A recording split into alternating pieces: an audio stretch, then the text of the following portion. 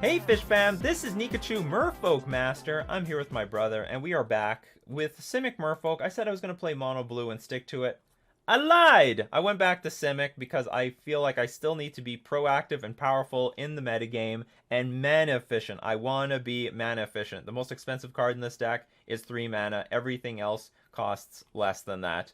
And I think it's a very powerful archetype, and I went 5-0. And the other strange thing in this deck, we're running Smuggler's Copter. M. Hayashi decided to play with some Smuggler's Copter. I thought, you know what? If that's good enough for Mono Blue, it's got to be good enough for Simic.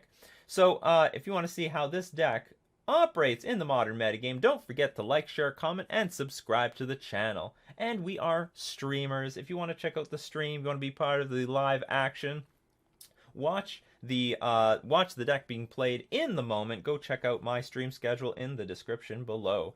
Before we get into our deck tech, we're going to start by thanking our sponsors, themanabase.com, your home base for everything Magic the Gathering, and Mana Traders, the premier place for you to rent cards online, rent Magic the Gathering cards. You can support the stream by subscribing to them with my link in the description below, or you could sign up to Mana Traders with my coupon code Nikachu and get 20% off your first 3 months. And I've got new patrons supporting me on Patreon. Thank you very much, everyone who supports the channel either through Patreon or Twitch subs. But I would very much like to thank Alexis Torres and Rauno Kinkar. Thank you very much for joining the wave, joining the great wave, making it super big by supporting me on Patreon. Alright, so let's get to this deck. So as we've seen for over the last month, I've been doing a lot of losing. I've been getting my ass kicked. And certainly I know I could blame some things on, like, stream sniping or whatever, and I definitely feel like 10% of my losses might be coming from that. But overall, I have to take a step back and say, what the hell is going on here? What's going wrong?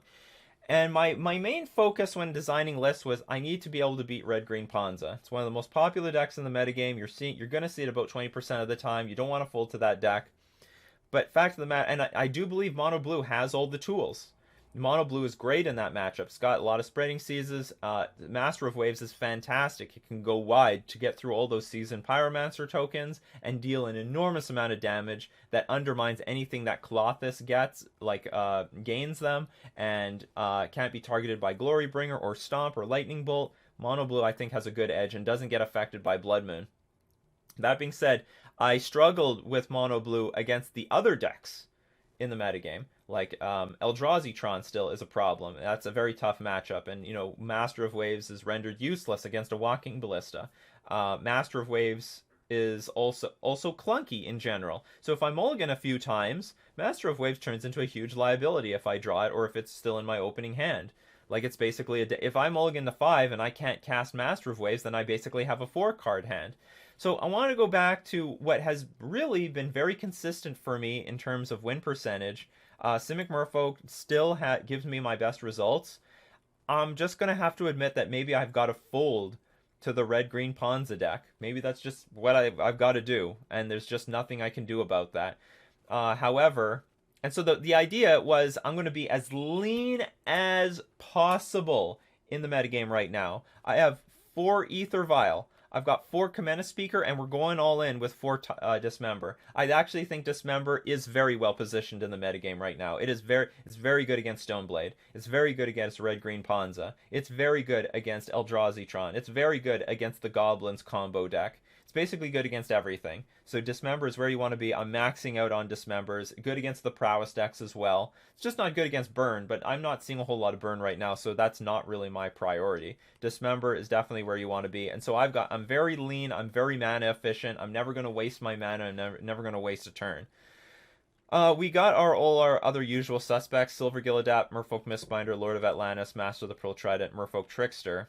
I'm up to 4 Spreading Seas.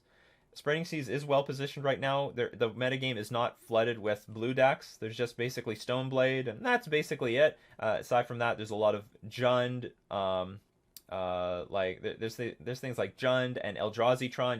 You have to be careful for those. Oh, Mania KGS or Maniac. What would you think? How would you pronounce this? Maniac GS. Maniac GS, thank you very much for subscribing with Twitch Prime. Thanks for joining the wave, the great wave. That beautiful wave. My brother actually makes that he animated this. So if you need things animated for your alerts, if you're some sort of content creator, go contact my brother on Twitter. You could choose brother. That's the quality of workmanship you're working with here.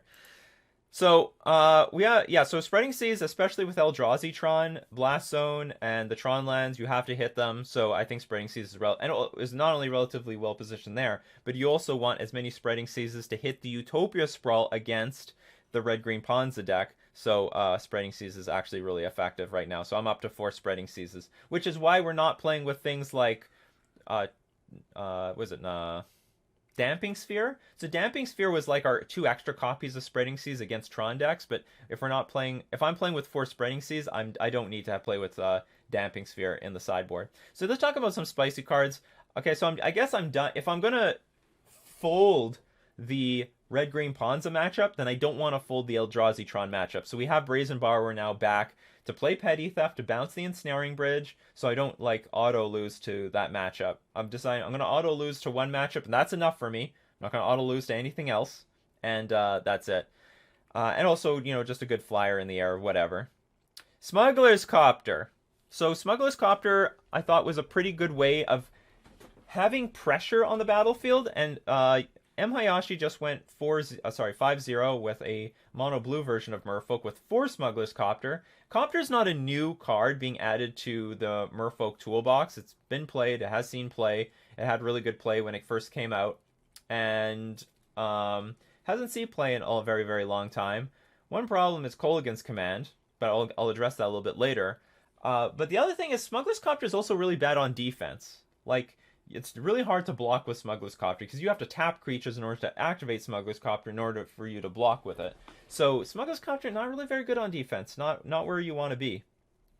But as in terms of an aggressive attacking deck, I'm adding Smuggler's Copter. Really good chunk. It takes out giant chunks of damage out of my opponent in the air, and also is a bit of a hedge against Magus of the Moon, against Blood Moon. So if my Red-Green Ponza opponent does Blood Moon us, I can use that mana to cast Smuggler's Copter. So I hope I have enough things between Dismember and Smuggler's Copter to deal with Red-Green Ponza. Maybe 4 is correct. I don't know. But I know from experience 4 is too clunky. It's super clunky. It's super, super clunky to play with a lot of Smuggler's Copters. But maybe with a low curve it would work. I don't know. We're gonna see more play out of this card, and from there we'll figure it out. So I just said I was concerned about Kolaghan's Command. Well, that's where Veil of Summer comes in. It counters Kolaghan's Command. So if you try to blow up my Smuggler's Copter with the artifact and try to kill like a Master of the Pearl Trident at the same time, I'm gonna blow you out with Veil of Summer. That's the plan. You got questions coming in all over the place. That's okay. We're gonna answer them in halftime. So Veil of Summer is very, very important. I think it's gonna I don't play with Master of Waves. We're not playing with that sort of powerful grindy version of Merfolk, so we need to be super threat dense, and I actually think Veil of Summer is the way to do it. It's like one of the best hosers in the game. Let's utilize this card. And we saw that I had some trouble with Shaper's Sanctuary if I got it out too late, and also not only if I got it out too late, sometimes my opponent just didn't have anything to target. Like on the battlefield, they would use Inquisitions and Thoughtseizes to like keep targeting my hand. That dodges the Veil of Summer.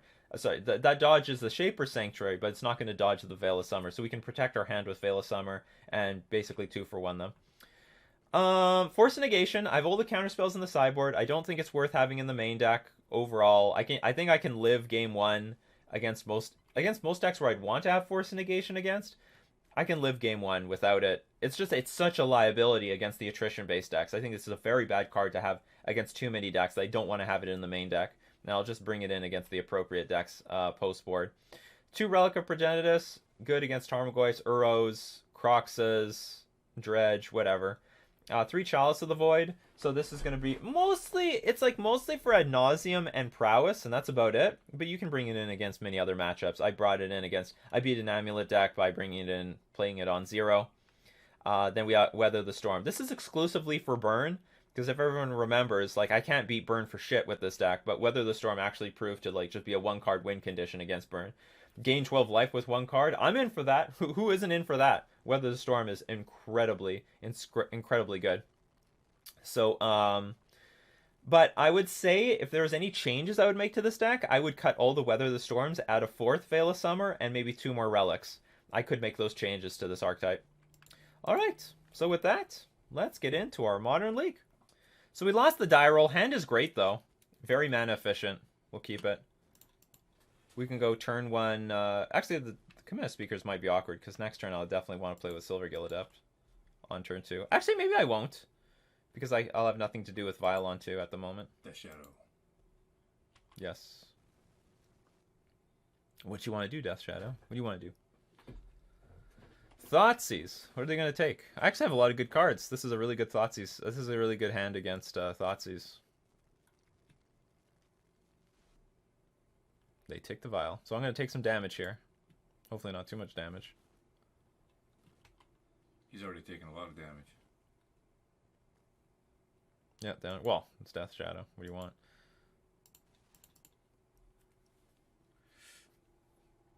How come the stream bot didn't say the matchup?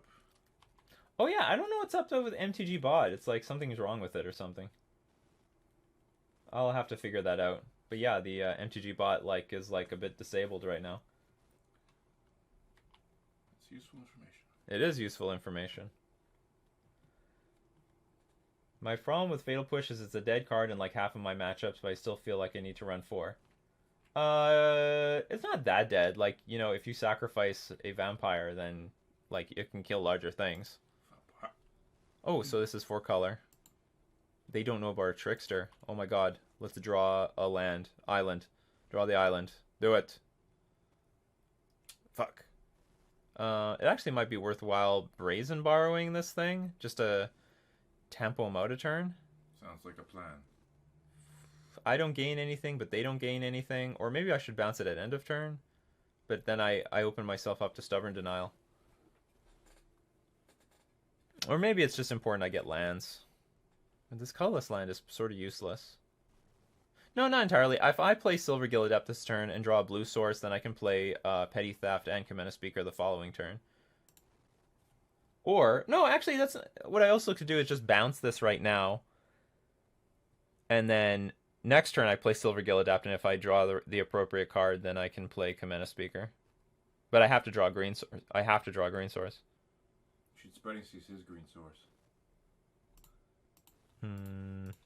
No. Okay, let's just earn a turn.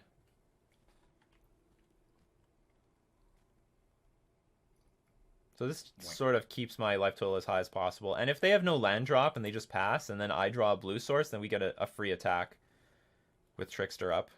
Poof. And maybe we kill the Tarmogoyf, who knows? Who knows? I'm in the business of killing Tarmogoyfs. Okay, Tarmogoyf's back, holding the blue up for Stubborn Denial. Remember, they'll just kill our Kamena Speaker right now. No! Oh, the jig is up. They might not take it. They took it. What do you say about that? It was a misclick. What do we want? Well, that's a bad draw. I think I'm just going to cast the Silvergill Adept. And if we draw like any random land, we can play Aether Vial. I just want to add to the board. Because the more stuff I add to the board...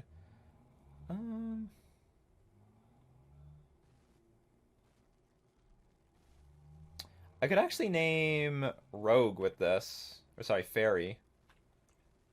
And if I do that, then I can play Aether Vial and Vial in the Kamena Speaker the following turn. And we have Brazen Borrower in the air. Because they're sort of far away from killing us. Okay, I'll name... Oops, no. Fairy. It's fine, it names every single card except what's in the exile. What's in my hand is fine, what's on the battlefield is fine. And our opponent is like with the more stuff we have on the board, the more scared they have to be when it comes to attacking us. It's like, is there going to be an attack here? Yep. You fool. I'm not ashamed. Well, hopefully they can't deal with the Brazen Borrower very well. Protection from Fatal Push? Well, unless they... Well, I guess not really. They got the stupid Nurturing Pea land.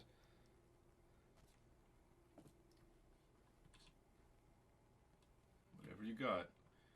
You might crack the canopy. Well, if they do, then that means they're in trouble. But they have 4 cards in hand. That's a lot of cards. I imagine they'll put another creature on the battlefield and they put another Tarmogoyf. Well, we're still sort of far away from dying. Well, he's got 1 blocker and you've got at least 3 attackers.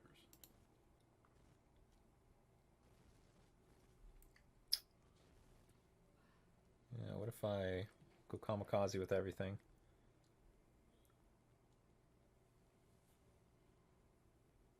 Well, I drew a land.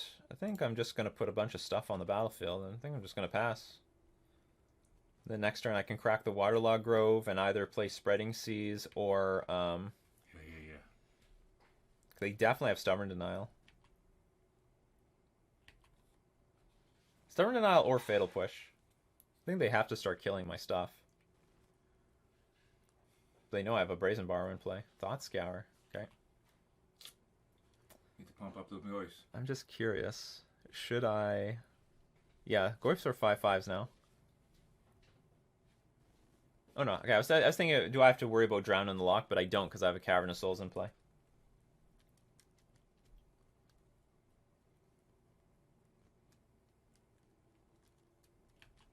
Mishra's Bauble. Not good enough. It won't buff up the Goyfs either, because there's already an Aether Vial in the graveyard. I can take a healthy 10 damage here. Especially if they don't have Temur Battle Rage up. Well, they don't have red, so... They might just attack with 1 creature. They know our hand, basically, so they're at large risk of attacking with anything. Because if they don't have any blocker, we're just going to swarm them. You'll swarm attack. 3. They are Mana Screwed. It's a 4-color deck, and this is Sultai colors so far. 2. 1. They're missing red for stuff. Well, they're not going to resign. You don't know. Where's our 3-2-1 emote? That's going to be for Wednesday, it'll be right. Alright. My brother's going to make the 3-2-1 emote, and I didn't give him any direction. I just said, make a 3-2-1 emote. It's going to be available to the tier 2 subs, though. So if you really want that 3-2-1, you got to move on up. I think he's in 3-2-1 mode right now. He knows it.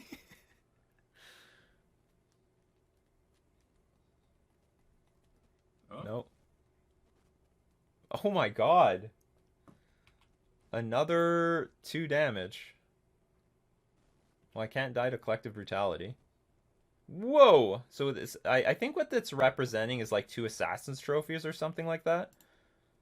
So at the very least, this is going... Well, this is going to die for sure. If he's got it. No, no, no! Oh, I forgot to put the stupid creature in play. Crap. So I guess this doesn't enter the battlefield. That feels foolish. Okay, how much does this change? It changes something, that's for sure. Island Walk. Yes, Island Walk. Ugh, we go wide. Swing in the air.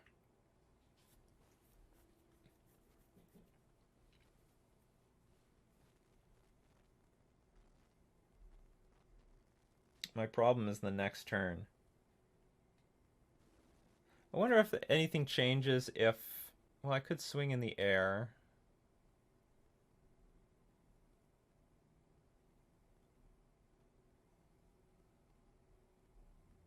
It's actually very difficult to use this Lord of Atlantis because I actually have to cast it.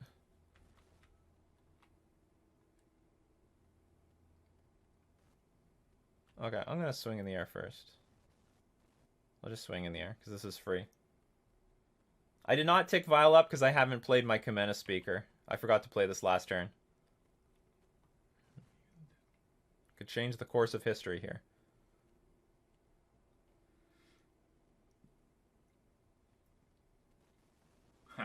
Okay, so they're trying to activate Fatal Push here, which means I'm actually going to Spreading Seas this, I think.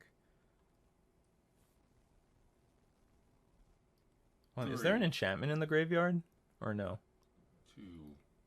Okay, Fatal Push. Do we have an enchantment? Because I don't want to grow the Goyfs like even one card bigger. I mean, I can take it if they become 12, if there's 12 power on the board, but I would rather not. They seem to have... It seems like they've got, what's it called? Take them off that green. Stubborn Denial in hand. I do want to take them off that green. But if Spreading Seas goes to the graveyard, then I'll be 1 point closer to dying. But maybe it doesn't, well, it doesn't matter. Maybe it matters. Pikachu is not currently playing in any tournaments. That's not true. Yeah, that's not true. MTG bot is screwed up. You gotta go for it. Well, no, I don't, but we will go for it. Let's see, does it resolve? I mean, maybe they don't have Stubborn Denial.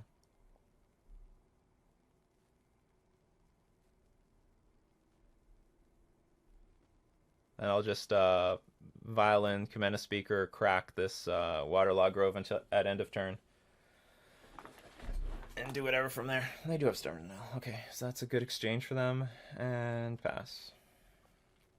So if they don't have enough removal, like Lord of Atlas does win. Uh-oh.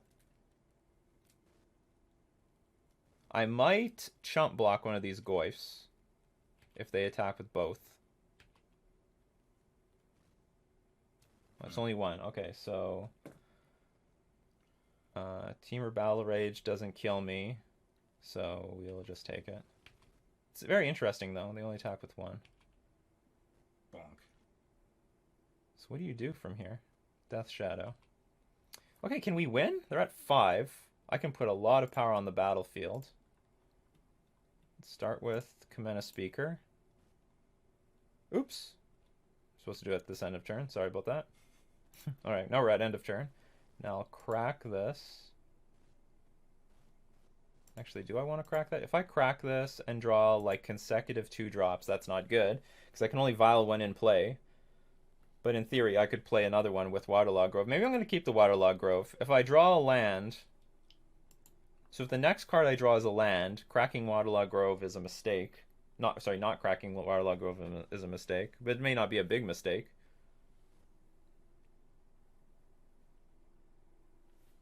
I think I'm not going to crack the Waterlog Grove, because if my very next card is a Lord, I'll just play it and win. And it can be any Lord, because there's only 2 blockers here.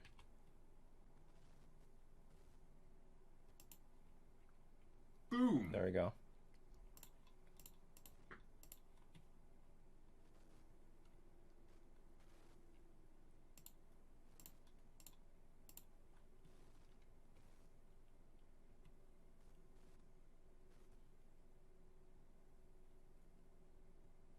Here comes Wrath of God.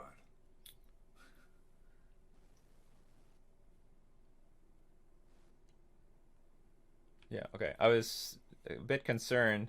If I activate Vial, what if they Kolaghan's Command, blow my Vial, make me discard a card, but then they have to take damage to do that? So it doesn't matter, and they would go below 5. They would go to 4 life, and then just 2 random creatures entering the battlefield would win. We haven't seen Copter yet, but we just won game 1. All right. Poof. Some strategic play there. All right, let's fuck them with Veil of Summer now. On the part of your opponent. I'm not going to bring in Chalice of the Void. I really hate this card against these like Death Shadow matchups. They have a lot of ways of like just tearing it up from our hand, or if we get it on the battlefield, then they just blow it up. Like they're going to side out 1-drops going into games 2 and 3, or at least they should. I find that Chalice of the Void is just a big liability in these matchups. We can definitely take out some artifacts and maybe some Spreading Seizes, and everything else is actually pretty good. Submit. Yep. Yeah, you didn't miss anything. This is match 1, game 1. Or going into game 2. And I blundered.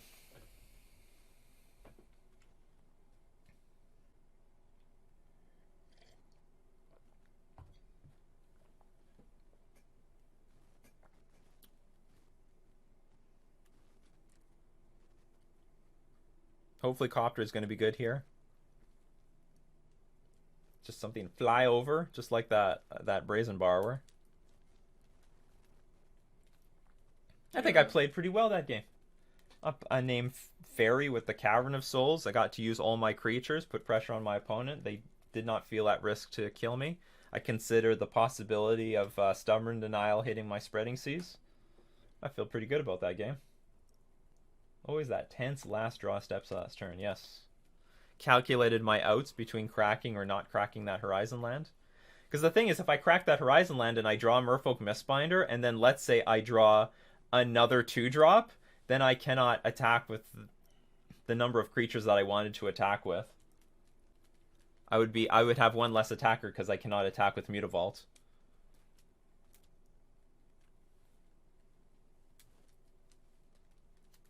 Yeah, so we're going into game 2 of match 1 against Death Shadow.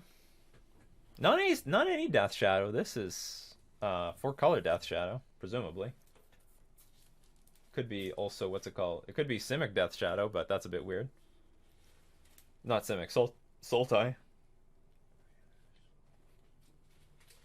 You want to bother Salud? I think he's under there. Oh yeah, he definitely is. So it's like this. You see this chair here? So there's like this gray sheet on top, but now he like lives underneath the chair. Salud. There he is. Yeah, he is. No one else can see him. We can see him. You thought you were hiding? You thought no one knew you were there? No, we know. I heard him sneeze. Oh, did you? Oh, I thought that was. Oh, thought that was someone else. That was you. That was. This hand is actually sort of shitty. But they mulliganed. You know, I'm gonna keep it. It's threat dense. We're a green away from casting these things. We do have things to do on turn 1 and 2. So in the next, like, we just need to draw a green source in the next 4 turns, or even our 1 vial in the next 4 turns to make this hand playable. And at the very least, we could attack with Mutavaults. Poof.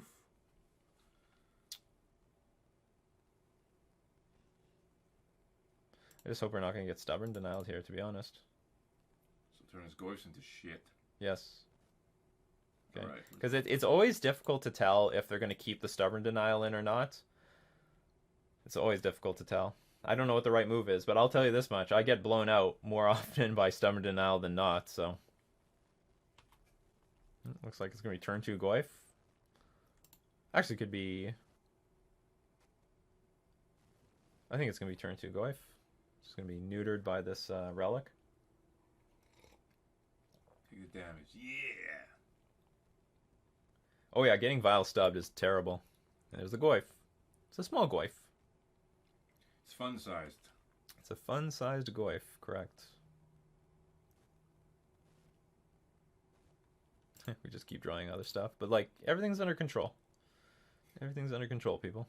This Goyf ain't going nowhere. No, it's not. You're not going anywhere in life, Goyf. And then Goyf proved everyone wrong. Ended up becoming like over $100 card. That's ooh. I guess it's not a bad time to petty theft this. Bonk. This will at least suck up a turn. And they don't hit my Brazen Borrower. Because they most certainly could take it. Like, all these cards are garbage right now because I can't cast anything. But now we might see Death Shadow. Can't keep a good Goyf down, yeah. At least Cardboard Live is working. The lard. One of them. Damn, there is a Death Shadow. Alright, so that's going to put some pressure on us, even though it's like a 2-2. Those things can grow quickly.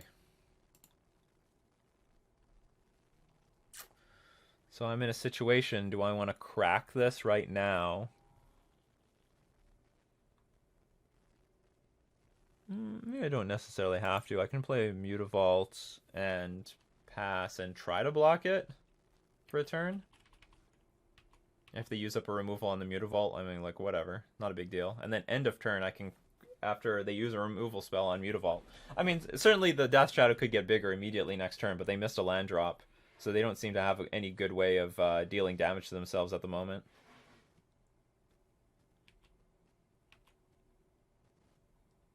Really? Well, let's see what happens. I mean, maybe they have Street Wraith, but if they have Street Wraith, then they have Street Wraith. I'm going to lose this creature. Yep.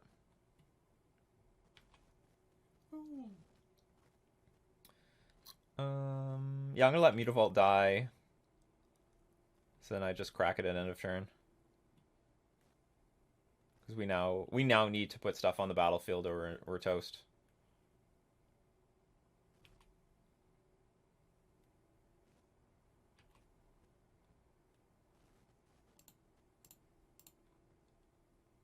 Land, please. Oh.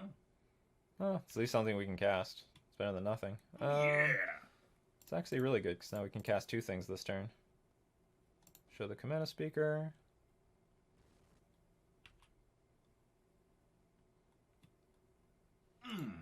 That's actually really good, because now if we draw another land next turn, a blue source, we can play Silvergill Adapt into another thing. Alright, let's see if we can race this, though. Well, that Goyf is Bobkiss, so... Oh, they just kill one creature and then it's something. Well, they didn't deal any damage, so this Death Shadow at least is not going to hammer us. So maybe we have like a few turns. What do you do? They're hoping I block with the Goyf, they kill this thing, grow the Goyf, and kill the other creature. But I was not born yesterday. Well, I didn't become a Merfolk Master. That seems stupid. Oh no, they did it right, sorry. I thought for some reason they didn't pay life. They paid life. No, that's the right thing to do. Yeah, deal, what is this, 10 damage? Okay. Now it's going to be interesting. Okay, I really need a land here. I got the land, perfect. So, essentially I have to put some blocker in front of this.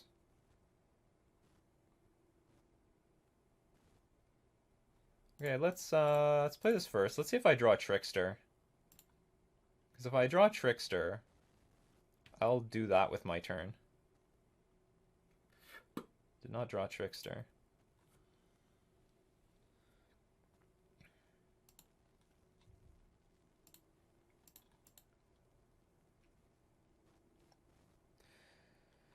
So here's the problem. If I play Merfolk Mistbinder, attack for 3, they could kill Silvergill Adept at end of turn, untap, kill my other blocking creature, and then attack for the win. So I guess we're just on defense mode right now. Complete defense mode. I gotta chump block this stupid thing. And I'm just going to attack for the win when I have the opportunity to attack for the win.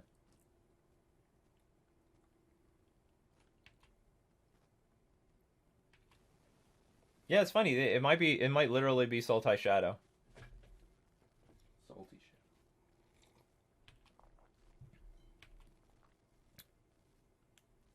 Okay, good. Yeah, so we're just going to chump block this Death Shadow if possible. It is lethal.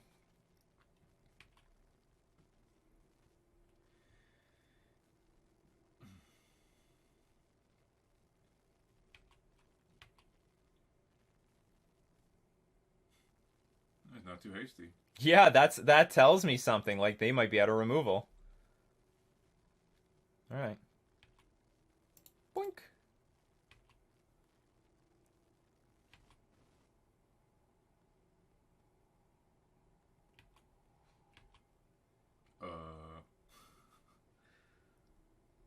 What?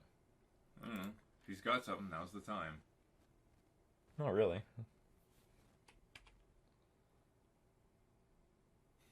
Psionic Blast. That's Legacy. No, it's modern too. Oh, really? Yes.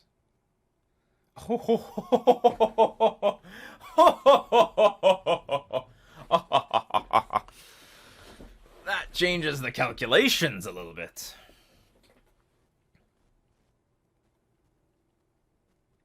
How to use it though? Okay, so we do. Well, I could play it and see if it resolves, and then from there we figure it out. I mean that. Yeah, they might have Stubborn Denial. If they have Stubborn Denial, I think that's okay. Like, what am I gonna do?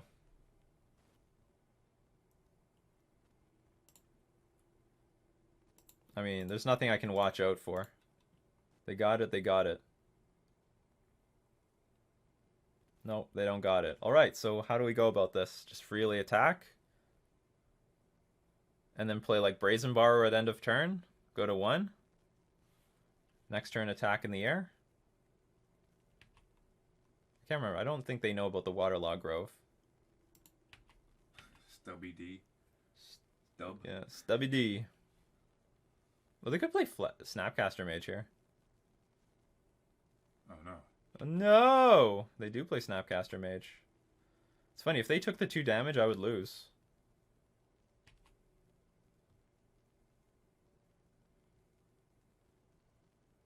Actually, I still lose if they just pass the turn. Because I have to block one of these things. Suddenly got complicated. Because there's lethal on the battlefield. Well, this is very difficult now. This got very difficult. Because if they just actually took the 2 damage past the turn, and I play like nothing, and they play Snapcaster Mage, they win because they just attack for 5 here. Well, they attack for 5 anyway. All right, we lose. Interesting. Changed nothing really. Maybe the Spreading Seas worth more now? Maybe not. Spreading Seas is like okay, but it's better when you're playing with what's it called? Master of Waves. So we were scared about Stubby D, and then in the end, Stubby D didn't even matter.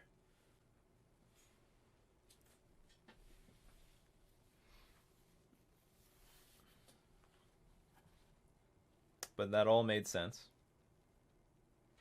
Why did I side out Vials? Because Death Shadow is an attrition-based matchup where they use 1-for-1 removal spells, and one way you beat those sort of matchups is by removing mana sources. So that's why we got rid of Aether Vial.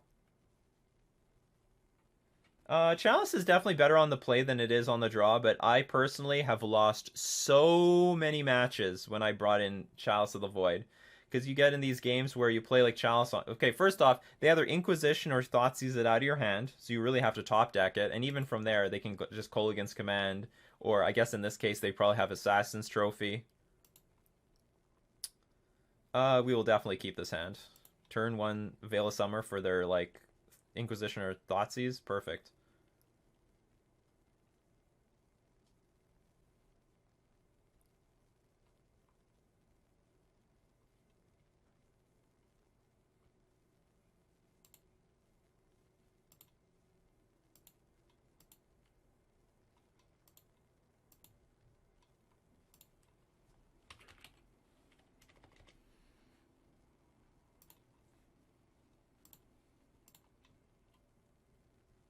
Yeah, time to... Yeah, hopefully. And if they don't have any red in this deck for Kolaghan's Command, then Copter's going to be amazing. It's going to be really good.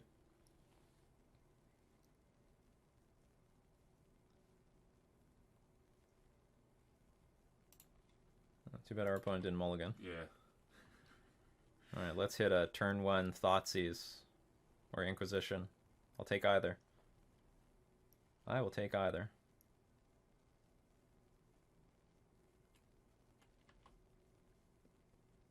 Yeah, it is a Copter. We're running 2 of them in this deck. Great Evasion. I'll slam it on the battlefield turn 2. And then we just fly. We don't have to worry about stupid Tarmogoyfs blocking our shit.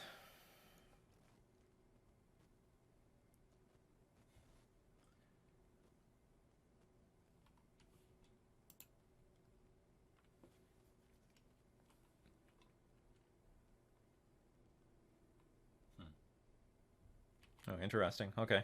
I cannot Veil of Summer that. Fine. You win this round. So I have to hope to draw into one more land, I think, over the next few turns. Got a swamp. Interesting. That's a dud. Because I really need to be able to play a creature, activate Copter, and protect it with Veil of Summer. Flying Merfolk. I hope Merfolk get a Coralhelm Commander of Sorts and Zendikar Rising. I hope I get a 1-drop. That's what I really want. All I want for Christmas is my 1-drop. Alright.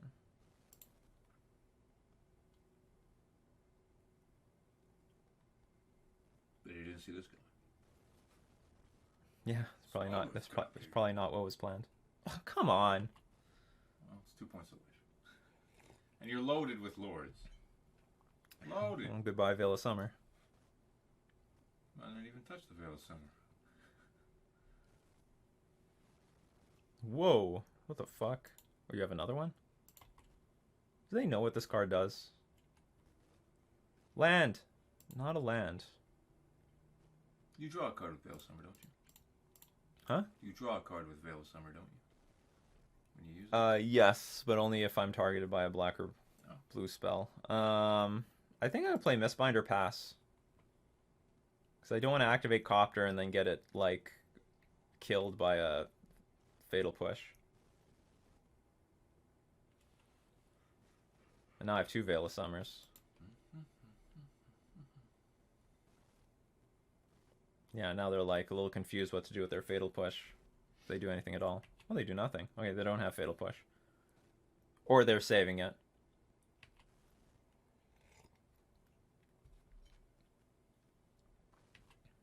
Dang. Oh shit. I guess they just drew them consecutively.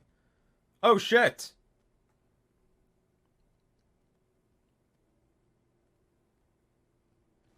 Come on, land. Well, now I'm definitely gonna... Well, I'm gonna definitely activate this Copter next turn and hope to dig for a land. The hell is this? Gurmag Angler? Oh, Collective Brutality. Discarding your Assassin's Trophy. And I want to take one of my Veil of Summer. So I guess that was the plan. They're hoping to get one of them with the Collective Brutality. The plan didn't work out very well.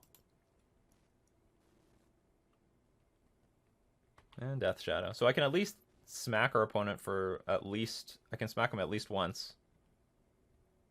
That is definitely not what I was looking for.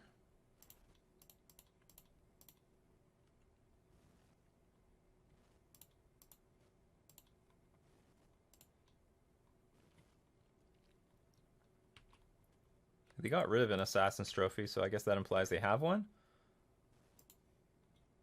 Oh, that was the nuts! Well, I mean, I would have taken a Botanical Sanctum, but whatever. I'll take it. Wirelog Grove, protect our board. Now, next turn, we've got 6 power in play. Poof. They better have, like, a really good turn here. Alright. Next turn, we've got Master of the Pearl Trident into... Crew Copter, attack with Merfolk Mistbinder with Island Walk. You need multiple removal spells for this board right now. This is literally Sultai. Sultai Shadow. Who wants to play 4 colors when you can play 3? 3 colors, yeah. You didn't pay the life. Yeah, that's a bit concerning. Well, I mean, I'm just gonna go for it.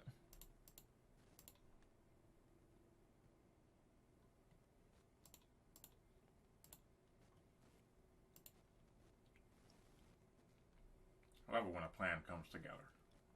It's possible that if they have enough removal spells, like they need, I guess, 2?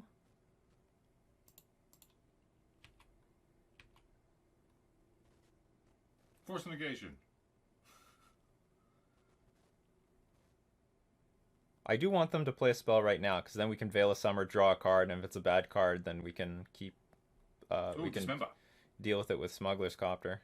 Or deal with it with, what's it called? Okay, we're going to pay a green here. So it's definitely going to negate the Dismember. And we'll draw a card. Okay, that's almost fine. But at least we draw the card. They should have let us loot first. Now there is a chance we draw, for example... It's not what we wanted. Okay, but we still get a loot. I need a green source, though, to block with the Kamena Speaker. Absolutely draw. Does that help me? Mutavault, activate, lose 4 life, go to 4, turn Death Shadow into a 4/4. Ah, no, we lose. Damn it! Fuck! Is there any way I could play this differently? I don't think so. I think I should just go for it. Yeah, oh well. 3-2-1 for us. If this was a green source, it'd be fine, because then we play the Kamena Speaker.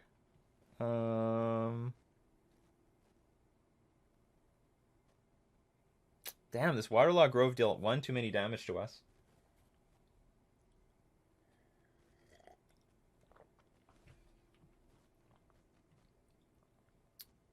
Trying to think.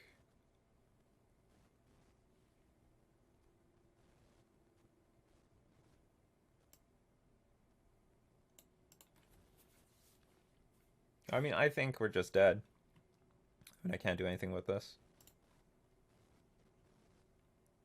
Oh no, it doesn't matter. They're gonna take like 3 damage and like have overwhelmingly enough power to kill us. Yeah, totally forgot about that. Alright, well, we lose. It's not really how I thought we would lose. I didn't think we were gonna lose this one. It looked really good for us. Veil of Summer looked like it was doing good stuff for us. I find it a little bit weird that they start off with turn 1 Traverse instead of turn 1 Thoughtseize, but maybe they drew the Thoughtseize. Maybe that's how it turned out. But anyway, that was too bad, because we had like a really good curve. Everything was going our way. We even got the Veil of Summer to go off, but they had just a mana efficient enough hand to beat us. Those damn Death Shadows. Don't underestimate it. It actually shows a little bit of the downside to Copter that I talked about before. Copter makes it very hard for you to block. Very, very, very hard for you to block. Oh, I'm wondering if there was like some other way of playing it, because I had Kamena Speaker, and I just wanted to go for it, but another way of playing was like, just play out Kamena Speaker, activate Merfolk Mistbinder, attack with Copter, they try to kill it, we Veil of Summer, it doesn't work, and then we like, but we still have a game, because I could block with Kamena Speaker and play this Master of the Pearl Trident out, and it turns out we actually drew a Mutavault out of all this. I don't know. It just makes me wonder. Just makes me wonder if there's another way. I think what we did was fine. Just forcing our opponent to have 2 removal spells. But, you know, whatever. So anyway, that was round 1. Let's move on to round 2. Okay, I won the die roll. This hand's sort of lame, but I can keep it. I'll go turn 1 Vial with the Mutavault, turn 2 attack, and then slowly deploy the Lords. That's a bit of a lame hand. It's good enough to keep. Memnite sounds like a Pokemon. Windswept Heath. We are up against the Ponza deck. So this hand might actually be great because we have like islands and Ether Vials. Oh no, well, maybe it's Counters Company? Devoted Devastation? Death and Taxes? What's going on here? Oh, Nikachu, good luck. Thank you very much.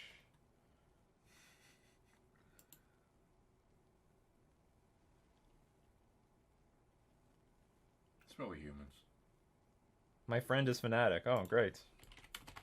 Fnatic, a very big person in the Merfolk community.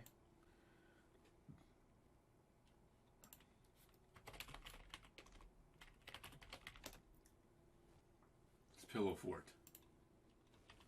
No, it's Death and Taxes. Green-white taxes. Or it could be just some fucking random deck. Yeah, it could be Banned Spirits. Banned Spirits making a resurgence. We are friends. Live 10 minutes away. Cool. Wow.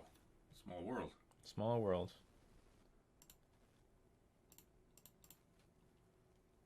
So given my hand, I might not attack with the Mutavault next turn.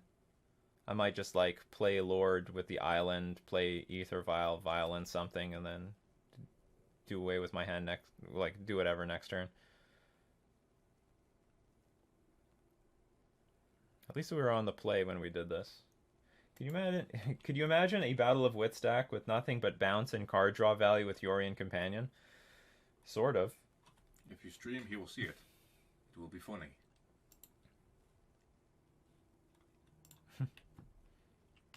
Yeah.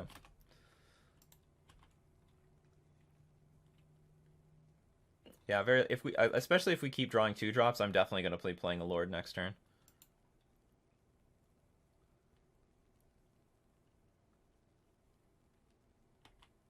Pillow Fort. It's definitely not Pillow Fort. You don't know. I'll say this, but I don't know for sure what this is. Okay, it is definitely Death and Taxes. With a little bit of green in it. I wonder what the green is for. Veil of Summer? Alright, so keep drawing the Lords. Empty our hand. Flicker Wisp for this. Bitch. Yeah, probably for the sideboard. What is this going to be? The Dog? Noble Hierarch. That dog is modern legal. The Dog? The Dog Lord. Yes. Anything printed in Standard is modern legal. Do a 200 card Cheerios with Battle of Wits Battle of Wits deck. Oh, Soul Herder. All right. So this could be a bit of a problem. What is that? At the end of turn, at the beginning of your end step, you may exile another target creature you control, then return onto the battlefield. So if there's some good value cards, this could be a problem. But I gotta aggro out our opponent like really quickly. Looks like a big bed bug. It is a big bed bug.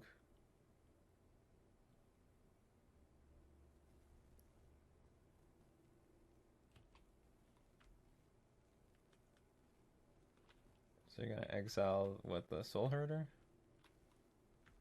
Yeah, we might be lost up to this point. Like against this deck, it's fine. And actually, they're avoiding playing an island here. Like the matchup is very good, but I need to have a really good aggro start, and I don't think we have it right now. Oh, they opt to gain 3 life. Choose 1. All right. Hopefully they don't throw out Containment Priest or some crap like that. So I'm putting this one in play because I can't cast it with my islands.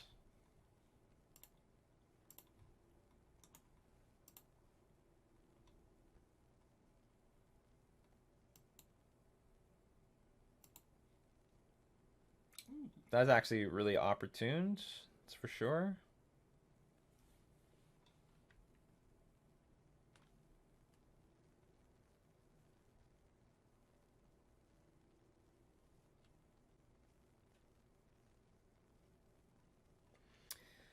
Well, I want to sort of play around the possibility of my creatures getting blanked or something getting bigger. I don't know exactly what I'm playing around, but I have the option to just attack with the Mutavault and at best attack for 4 with each creature.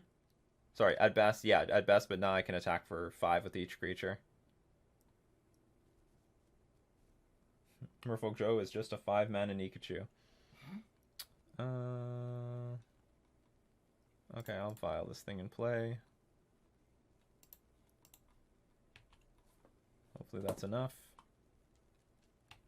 Nope, something bad's gonna happen here. Another Charming Prince, I guess blinking the other Charming Prince.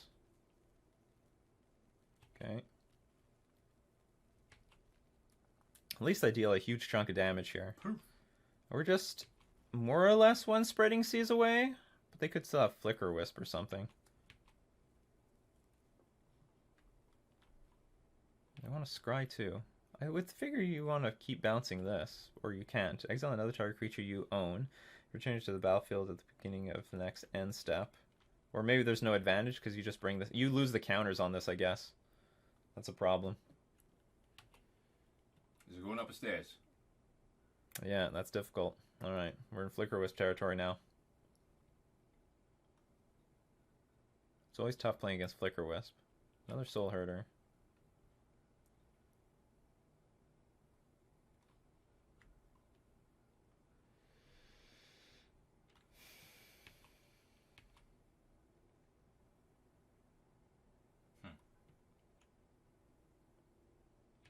Okay, this is going to make my attack really easy. Another Soul Herder. Huh. But there's going to be end step triggers all over the place. At the beginning of your end step, you may exile another target creature. Okay. This is going to be funny. 3 Soul Herders. What about that? Well, they're definitely going to scry the best, most highest quality stuff to the top of their library. Holy moly. Yeah, I know. 1 spreading season, it's all over. That's what I always say, regardless of the situation. Or gain a lot of life, get a lot of counters. Exiled 3 things. Whenever a creature is exiled from the battlefield, put a +1/+1. So each one of these things is going to get 3 counters, if I understand this correctly.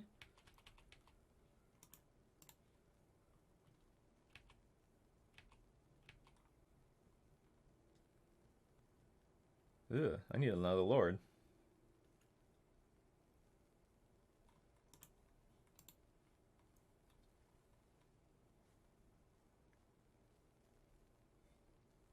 Or I just need a Spreading Seas. Oof, this is a slog to click through. Well, for one of us. Trigger City.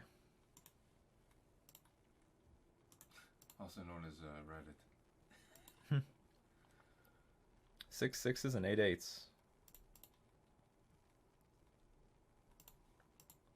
Alright, what do I need? I need Spreading Seas or a Lord to at least compete with all this crap.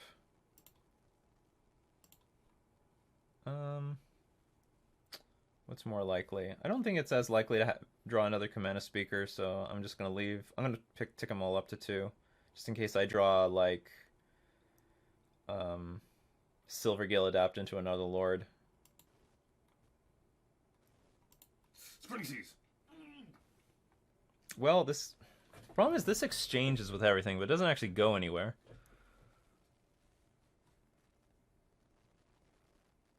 And we don't even kill the big Papa. But we get to... Okay, so we're going to lose 3 Lords. And deal a lot of damage, to be honest. Well, anyway, I don't think I can compete with all these stupid Soul Herders, so I will make this... I don't know if this is a good exchange. Because I don't want these Soul Herders habitually gaining life.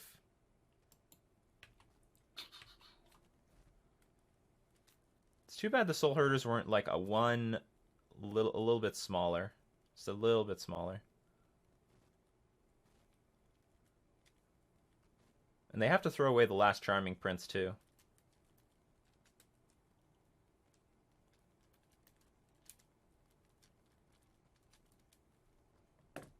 I don't think these blocks are that good, because I think they should take away as many Lords as possible, but, you know, whatever. Don't give them any hope. Their decision. Don't give them any ideas. Poof! So, they're down to 3. They have a big Soul Herder, but, you know, that's about it. And they're never going to use Charming Prince to, like, blink the Soul Herder. You want to gain some life? Yeah, their mistake is my advantage. Because my creatures would be smaller here. They'd be 3 3s. He's scrying.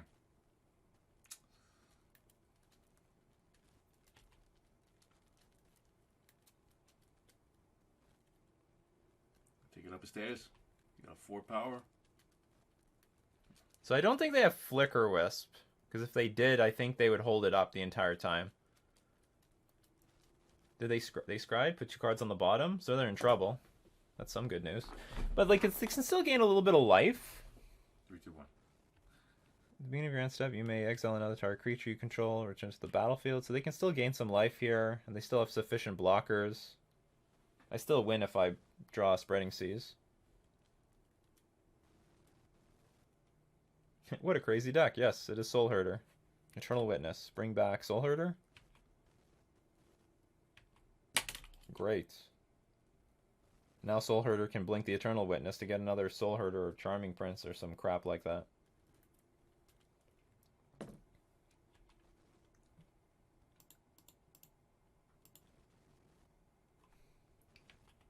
Okay, you're gonna blink. Blinking, you'll miss it. Yeah. What else would help us win? Probably not Trickster.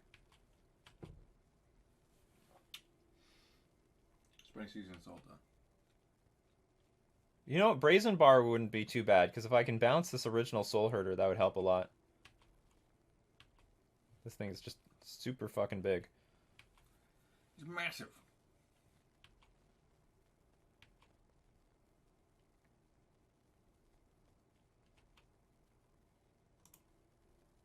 Okay, whatever. I can't do anything. I'm just yielding through this turn. Spreading Seas. Spreading Seas. Spreading Seas. Spreading Seas or...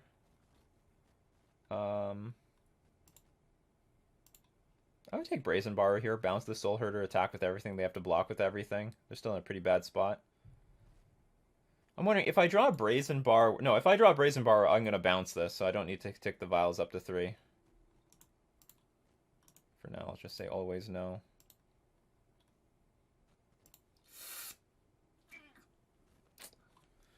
Alright, let's attack with everything again.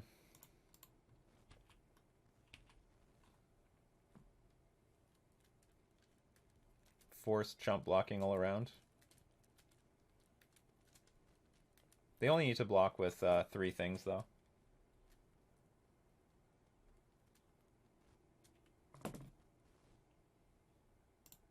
Alright, exchange everything again. This board keeps getting smaller. That was basically like a 3-for-1 almost. It's hard to evaluate. But they don't have the... Do they have a... No, I think the Charming Princes are dead. I think they should have taken the hit from 1 creature. They could go to 1. Or they could... Yeah, they could go to 1 from like 1 lord.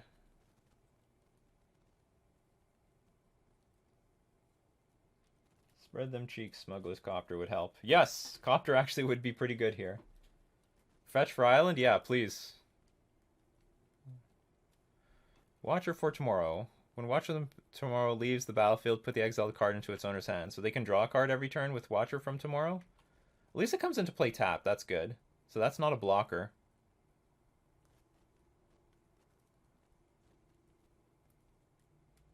But they're digging. They're digging for something. So they can Soul Herder this, draw the card, potentially put it in play or something. Look at the top 4 cards. Yep. Is it over? I think, honestly, I think the rest of the cards in their hand are islands, because they're not really playing anything.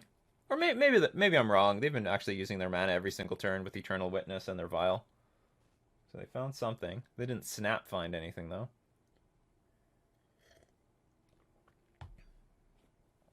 Fuck, blockers.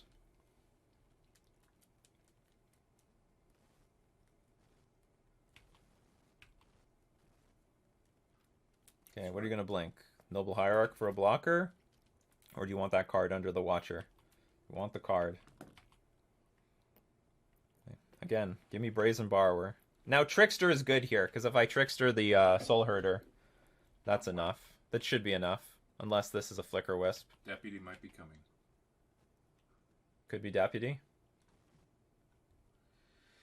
Better bloody not be. Whatever. I can't really do anything about that if they have Deputy. So many outs.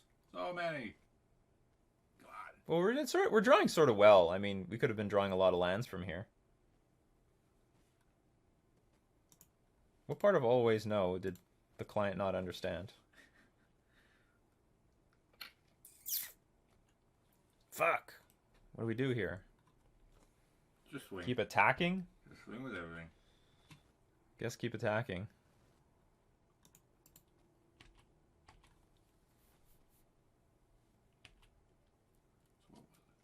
There is a reason Headshot Catcher, because if I... Ooh, they do have the Flicker Wisp. If I draw Silvergill Adept, I could Vial Silvergill Adept in play and then draw something with Silvergill Adept. Okay, so we lose this. Whatever.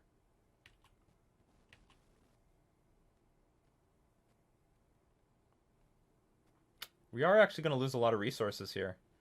Flicker Wisp is going to can block this. Damn.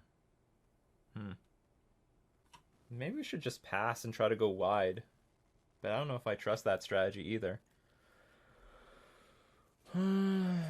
Goddamn Soul Herder.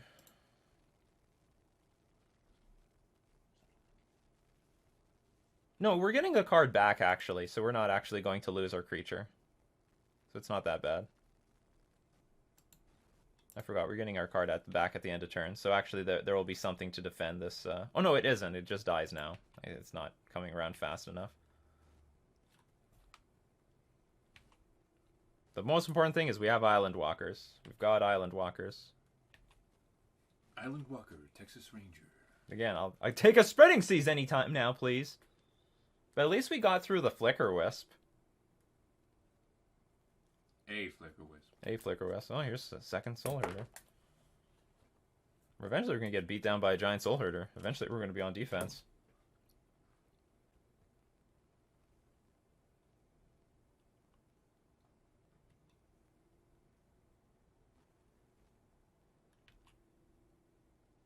You would attack with everything if you get a Spreading Seas or only with Kumena? I would attack with everything. Because, like, attacking with just Kumena doesn't kill them. This is just a 4/4 creature. They're at 5 life. I will kill them the moment I have a chance. Like, giving them more turns to, like, draw more cards with this Watcher for tomorrow, that is a very bad idea. I'm not going to play around anything. Yeah, it's funny. This thing should at least have a reach. I mean, it's basically as high as the sun. It's an optical illusion. So they don't have access to this card from Watcher for tomorrow right now. They have to wait till next turn. Who is this elusive what? What? The guy who just said, being from Texas, that is offensive.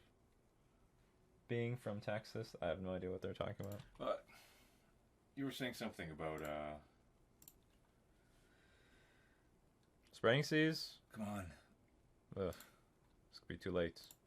Okay, what are you going to give me? We're going to have to wait till next turn. Alright, we're officially on chump blocking duty.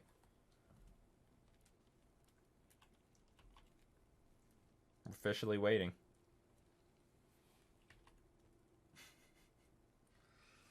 Do you still smell weed Oh, here? shit! That's not good. So now we need, like... I need to... Oh, what the hell? That was a bad move. On the other hand, it's going to make our Waterlog grow really clunky next turn. Oh, I guess they can still Soul Herder. I get it. Okay, so they Soul Herder the Deputy, and then... No, it was a great move. So they reset our Vials. They're going to Soul Herder their Deputy. But then they could take... Yeah, and then they can take our Master of the Pearl Tridents. So I now need... if they come... Even if I draw Dismember, it doesn't matter. I think we're locked out of the game now.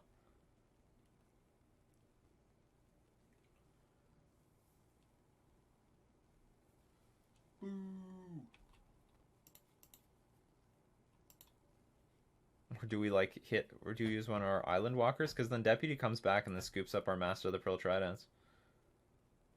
Whatever, I guess I take 15 and we'll figure it out from there. He evened out the life totals. Somehow Yeah. he did it. It's an even game! Another Charming Prince.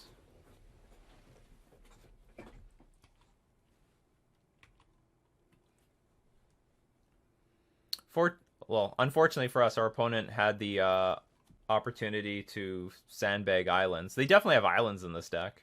Like Hollowed Fountain, for example. But they never had to play an island.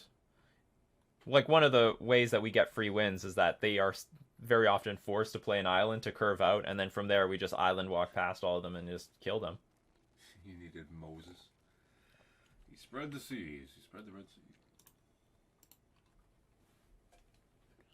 If nothing else, I hope this is very entertaining to everybody. Yeah, watching what this deck does.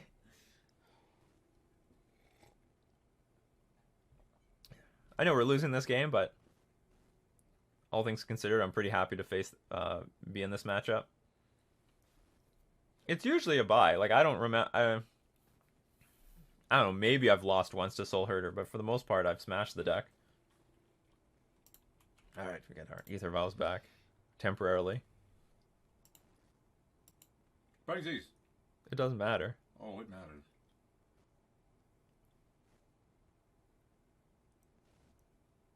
You're done. I know I'm done. I don't care. It's pointless. Okay, we can see. All right, we go. Let's go to the game. The next game.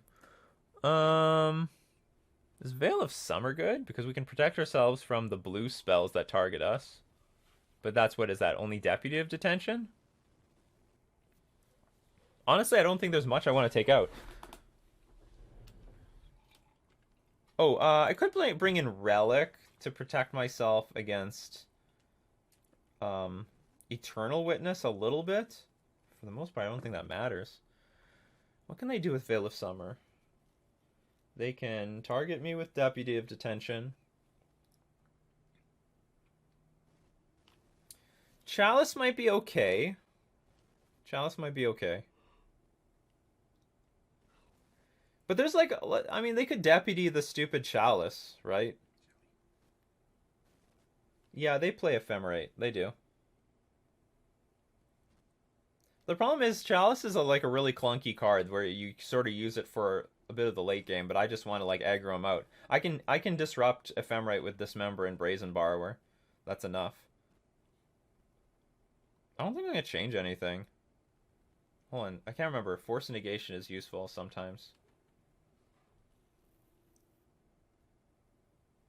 I mean, I could use this on Path. Whatever. I think I'm just not going to change anything. I'm just going to submit this. I could be wrong. I might have to bring in like 2 cards and take out 2 Cs.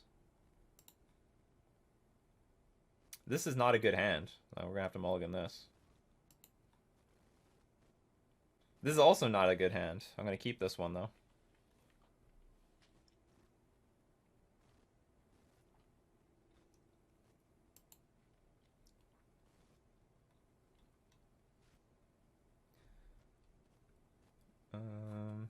It's not that great because it's not mana efficient. It's pretty slow. I think I'll get rid of Trickster. Okay. Let's hope they don't go turn to Deputy of Detention. They have Ephemerates. It's half the deck.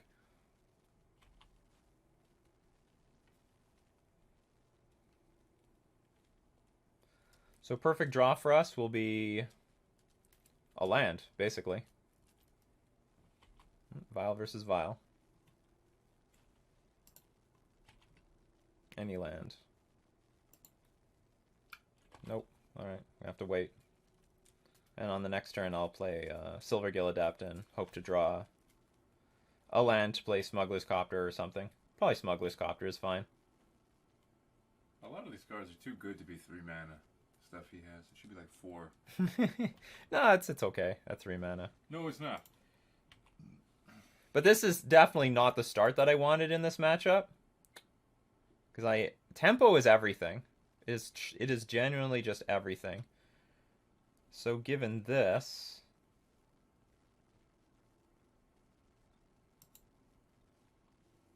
I'll just do this and I'll play the Copter and pass. And then I'll wait on Silvergill Adept. I'm not going to give them any targets for anything in play. This seems like it could be a non-standard list, or maybe an opponent just never drew Coiling Oracle. Oh yeah, they probably... Well, they might not be playing with Icefang Quaddle anymore. They might still be playing with Coiling Oracle. I'm sure there's a lot of variation in that archetype. You know, it's sort of toolbox-like. I've definitely seen wildly different lists.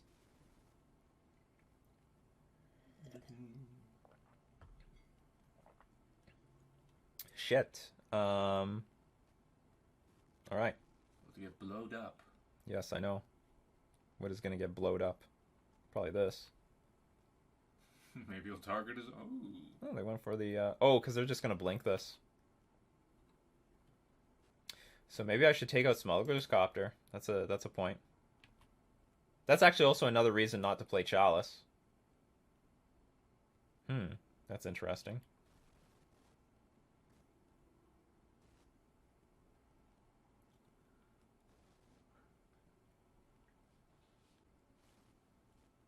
Lord of Atlantis, alright. So actually that means I... Oh! Did I not have a stop? Oh, my stop is gone. I don't know what happened there. Well, that sucks. Now I'm really behind. I was gonna Violin Lord of Atlantis though, and then attack with it. And if they block with these two creatures, I guess I don't need to. Whatever. Maybe I don't need to attack with it. But I certainly should have put something in play. Well, I hope we don't lose because of that. So I will start with Silvergill Adept. I'll show another Silvergill Adept.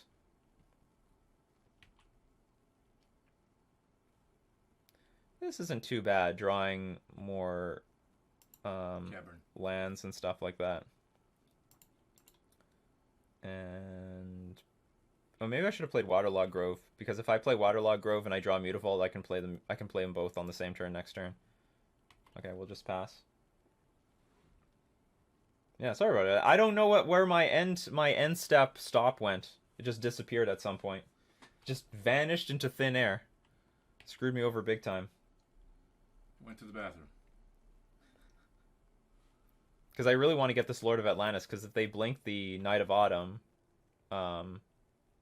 which they are going to do, they're going to blow up the Aether Vial, and I can't get the other Lord of Atlantis in play.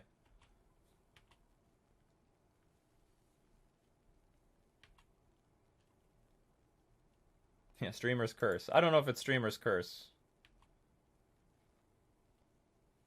See, that's something I might have noticed if I wasn't streaming. I might notice that by myself, that my end step is like disappeared. Okay, at least there's an island in play. That's some good news. But Flickerwisp could be on the way. Okay, come on, Dismember. That's fine. I'll actually take that.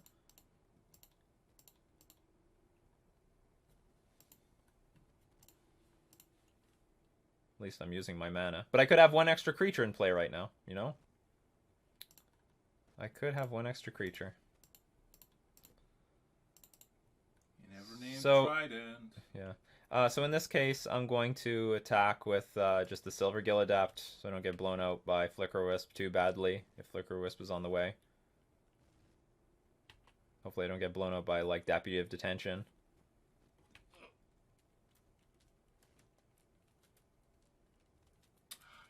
Piece of So now this is interesting, because if Deputy gets blinked, I draw 2 cards now every single time. That's going to be interesting. If they want to blink the Deputy, you're going to give me 2 cards every single turn. Your end step fizzles randomly feels bad. You win as a payback for his end step fizzling. Fill up the lost. So how does this work? You're going to draw a card every turn? Shuffle into your library, so you can't actually... Oh, so you just put it in your library, you just draw a card off this, basically. No blocks. No intention.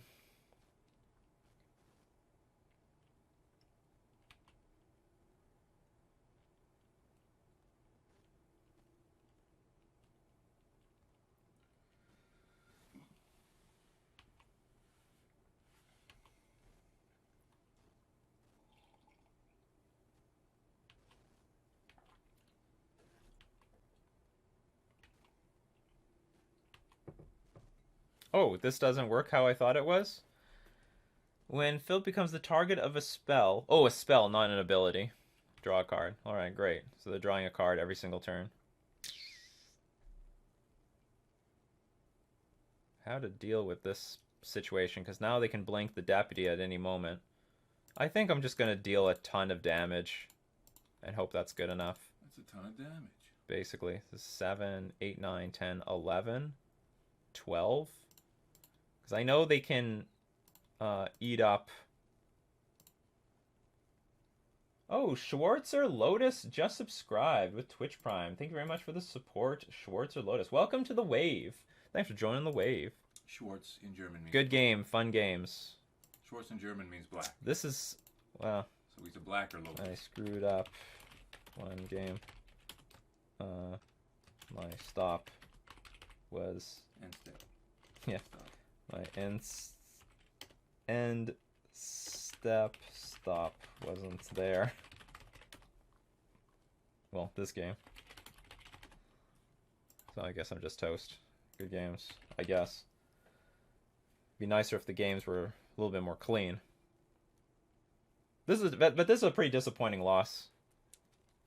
This is definitely a very good matchup. Yes. Well, anything in play matters. I mean, maybe I'm destined to lose this game. So our opponent definitely had a way more smoother game than we did. We kept a one-lander on the play. Guten Tag. Gute Band. Goodbye. Oh, you have 2 deputies. Maybe with two deputies, it didn't matter. Jeez. Alright, concede. So anyway, we lose against Solherder. Yeah, say hi to Fnatic. Hello, Fnatic. 10 minutes away. Damn it! We needed a spreading season game 1. You know, I'm thinking about the keep in these game 2s. Like, I know the plan. You have to curve out. You need to curve out in order to win the game. Because if you don't, you're crushed. And I haven't played against Solherder in a while, but you know, between Deputy of Detention and Knight of Autumn, maybe this one-land Vile Hand is just way too vulnerable, and I should just lean harder on. But do I really want to mulligan to 5? It's not really an attrition-based matchup. It's more about aggroing out the opponent. So I might have I get the sense I should be more aggressive with my mulligans, and I'm not being aggressive enough. Well, whatever. That was round 2. Let's move on to round 3. It's a premium opener. So we lost the die roll. No, we don't have enough lands, so we'll mulligan. We have enough lands. I guess we can keep this. Although, you know what? The last hand was not that bad. We could play Dismember. Maybe I was wrong to mulligan that hand. I'll get rid of a Mutavault in this hand. Taiwan will probably be the only people buying VIP edition booster boxes. It's possible. Damn it, we're up against an attrition-based deck. We could really use the threat density of the last hand. Goodbye. I don't know what. If they take our... They might not take the Copter if they have... what's it called? Kolaghan's Command. I guess they don't. Grixis? What the hell? I guess it's just goblins. But what's up with the Mog War Marshal? Well, I guess they have that. I think it's just goblins and they're playing with Fiery Islet because they don't want to play... They don't... Like, a Rakdos Horizon Land doesn't exist. It's just black-red goblins. So this is the attrition-based version of goblins. With Thoughtseizes, Unearths... what's it called? Inquisition of Kozilek. There's a lot of cards. Goblin Matron.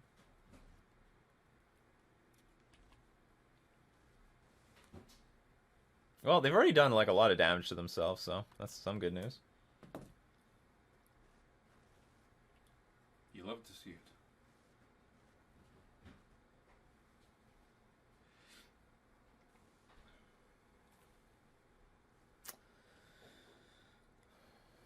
There's some advantage playing Merfolk Mistbinder, attacking with this and force a triple block, because then that means there is less creatures on the battlefield for Siege Gang Lieutenant. On the other hand, then my Silvergill Adept is stuck in my hand.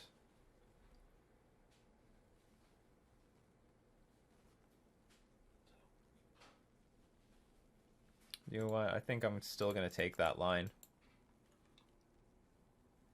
And then next turn I can like play Waterlog Grove, crack it, play Silvergill Adapt if necessary.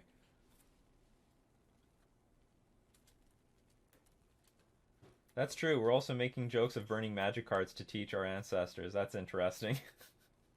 So no wonder the supply is going down.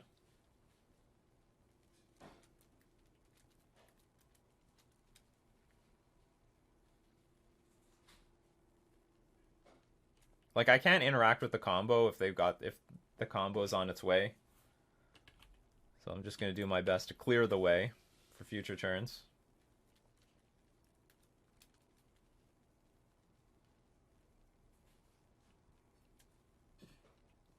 Alright, they're going to exchange 3 creatures. I mean, this might be. It could. Hopefully, this is not. They don't have unearth, and they just unearth the Goblin Matron. Here it comes. That was a possibility that I wasn't really thinking about at the time. And then they can find Bogart Harbinger. Ooh, that's not good news. Oh yeah. Also, clearing the board helps you against Munitions Expert. So, well, let's just attack with our creatures, and I'll just play an Aether Vial. At least deal damage if they want to block. That's fine. Like, this thing's gonna die anyway. They all gonna die.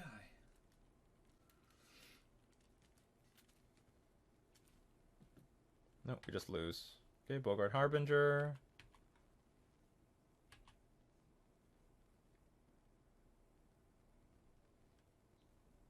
Jiki Jiki. I'll just concede. It's fine. That's modern, people. Yeah, that's modern, people. Do I have anything? I don't think I have anything. Well, I could bring in the Veil of Summers, actually, to protect myself against Inquisition, Thoughtseize. Is there anything bad in here, though? Not really. I think I like everything in this deck. Maybe I could take out Brazen Borrower? This card might be weak. Okay, we could bring in some Veil of Summers. Because they definitely have spot removal. I have maximum interaction, and then that's about it. So we'll submit.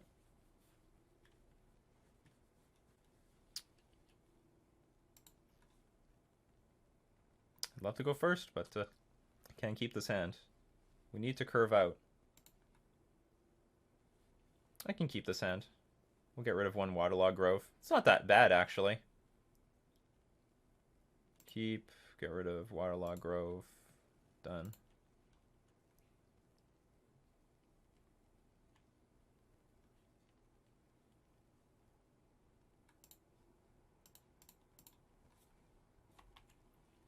Hopefully Copter will dig us into good stuff. Ooh. Oh, I can't cast it. Alright, just attack for 1.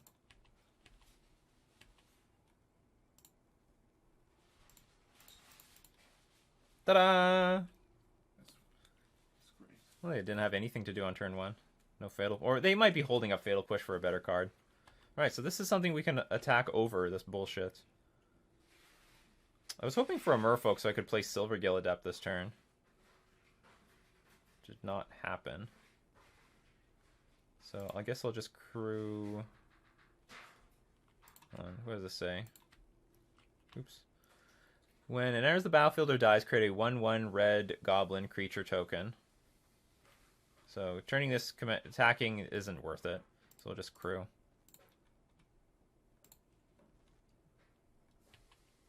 Attack for 3. Merfolk, excellent.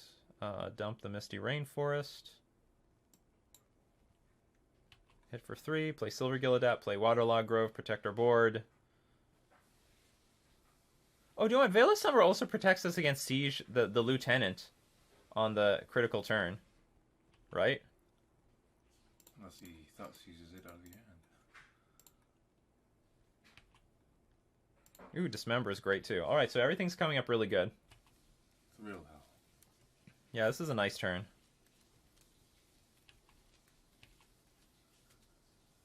Might need another green source, though. Goblin Matron, sure, I don't care, really. We have pretty good interaction for everything. Munitions Expert, we don't care, because Veil of Summer... Actually, I forgot about Munitions Expert. Did we go up to full 3? No, we left a Veil of Summer in the sideboard. That was a mistake. I should have a full 3. Totally forgot about Munitions Expert. I haven't made my sideboard guide with this yet. Sideboard guide's going to come out eventually. So here's an awkward thing. I can't really play any of my Merfolk because I can't leave up Veil of Summer anymore. So I guess we're just going to swing with... Oh, no, actually, do you know what? I should just play a Merfolk and then attack with everything. And then, like, whatever. I've got... What did they get? They got Munitions Expert? Who gives a shit? And I can still draw. Actually, hold on, cancel. I don't want to discard Dismember, so I'd rather discard this Lord if I have the opportunity. I don't have Island Walk anyway, so who cares? So the point is, I can tap out here because my opponent's not even close to comboing off right now.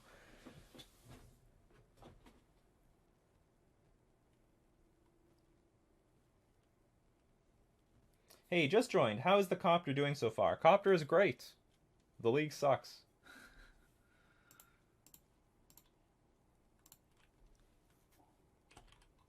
I'll attack with everything. Alright, so I draw the Misty Rainforest. I do think it's valuable. Is it really that valuable? Yeah, Munitions Expert's going to eat a creature anyway. So I'll get rid of the Mistbinder. You want to block? Yeah, you want to block? You want to go? Yeah, two things want to block. Not good enough. Well, I could kill one of them and keep this thing. It's probably not worth it. We're going to let it go.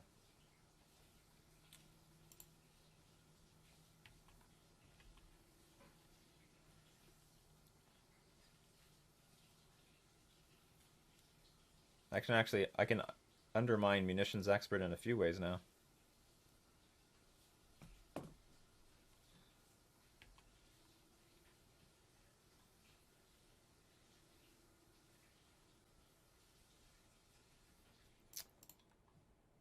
They could actually play a second one here, so that might be a problem, but hopefully it's not.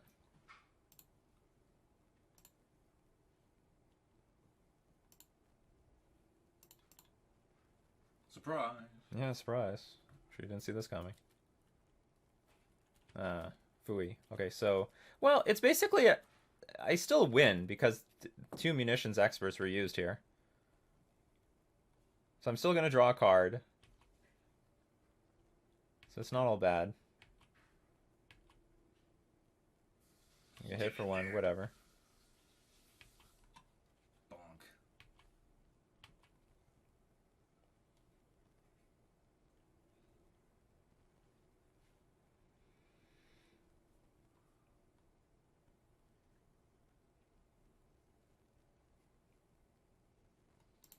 I guess I'll just hit for 3 in the air.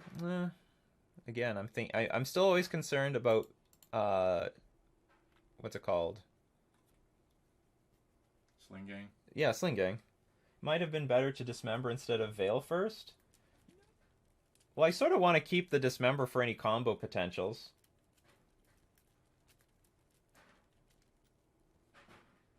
We're doing pretty poorly. We're 0-2, but the games have been sort of close. First match was really close. Second match was just bizarre. Okay, I think we have a lot of turns, to be honest. So I'll tap this, and we'll attack for 3, and hopefully we draw a Merfolk, and if we don't, whatever. Didn't draw a Merfolk. Drew Spreading Seas. He says, thank you for concession? Yes. Well, because I conceded without making them combo. Oh. What a dick. No, they're being nice. They're literally thanking me for not being a dick. Because the other people would like force them to play it out. Play out your deck. Well, I make them do it if it's really cumbersome, which in this case it's not that bad. Hold up that So I will. They can't combo off or anything like that, so. I still get the stupid Botanical Sanctum.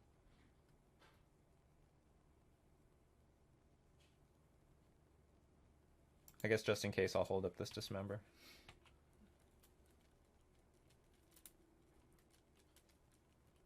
I just like the idea of a Merfolk piloting the... What is this, Kiki Jiki? Oh, it is. It's funny. Can you dismember it? I can. I will.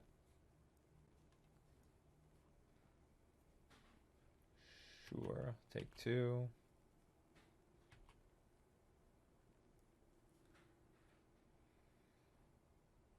So I think I'm going to draw a card, because I might as well. use up my mana in different. I'll use the I will dismember. There's no more Botanical Sanctums left. All right. Shoot you. 3 in the air.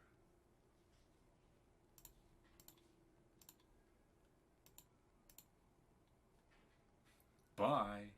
Missed Murkovich Fedor has subscribed for 2 months with Prime. Thank you very much. Is it with Prime? Can I get a wellness check on Chubby Meatball? She's doing great. Well, yeah, Chubby Meatball is doing fantastic. She puked up a worm. Oh yeah, that's actually a bit weird. That's something that's pretty gross. Okay, goodbye. Goodbye. So now we can use this to crew.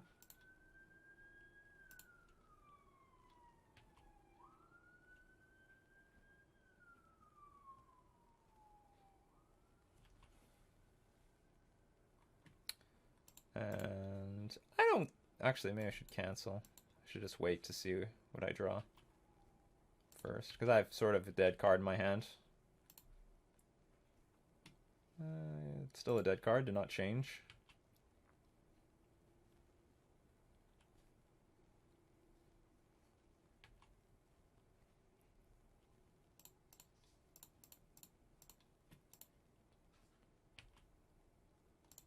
Yeah, that's pretty good. Alright. Come on, no Siege Gang Commander.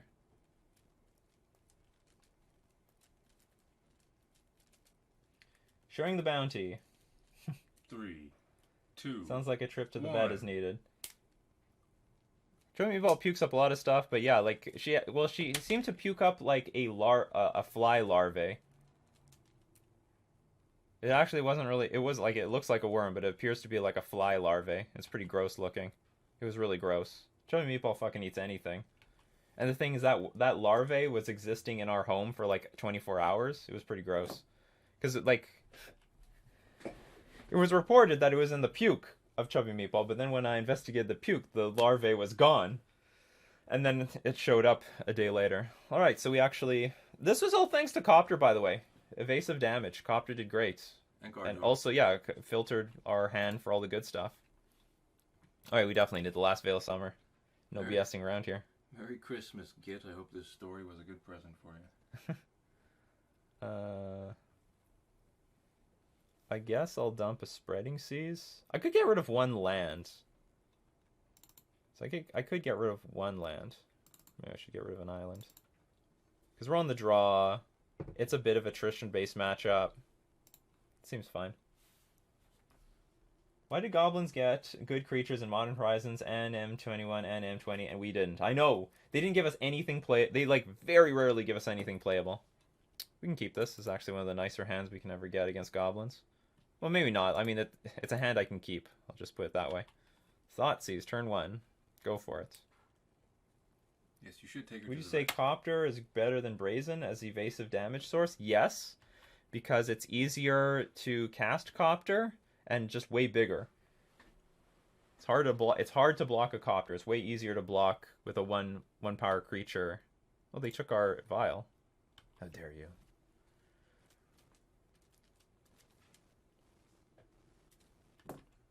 Alright. Yeah, we don't have anything to do. Ooh. Did you plan on killing this? With, Munitions Expert? Nope. Not happening. Oh, they have nothing on turn 2? Holy shit. They're really slow. But maybe they just have the combo. Alright, let's... Aggro... Gotta be aggro here. Well, they got Munitions Expert. Well, I can't protect anything that enters the battlefield, so I guess I just won't. So Lord of Atlantis, that's the card they know about. We have plenty of things to dump, that's for sure. So I'm sort of looking for a Kamena Speaker, like anything I can just keep applying pressure to the battlefield. Ta-da! Oh, look at that. You ask and you shall receive. We can play the Breeding Pool. So if they kill Silvergill Adapt, it'll still be around. The best part of Copter isn't looting that it's not always a it's that it's not always a creature. That's sometimes that's a double-edged sword. Sometimes that's good, sometimes that's bad. So if they don't have a combo hand, and we actually have some interaction for the combo now, get a little pep in my step, I would say. If they don't have a land, then they're really clunky right now.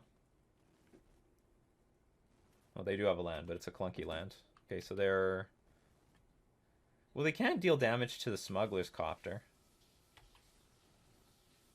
Oh, now we have Dismember. Now they're just completely fucked. Okay, so... How do we do this? Oh, they could have Fatal Push. So if you use Fatal Push... Fatal Push is a thing. How to do this? I have a feeling our Smuggler's Copter is not long for this world. What is the safest attack we can make? I guess the safest thing we can do is play Lord of Atlantis, use Silvergill Adept or Lord of Atlantis to crew the Copter and hold up Dismember.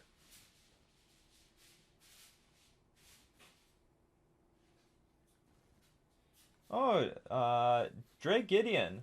Join the wave. Here's to 2 months and many more. Thank you very much. Thank you very much, Drake Gideon. Thanks for continuing to ride that wave for 2 months. This is a very interesting decision point here.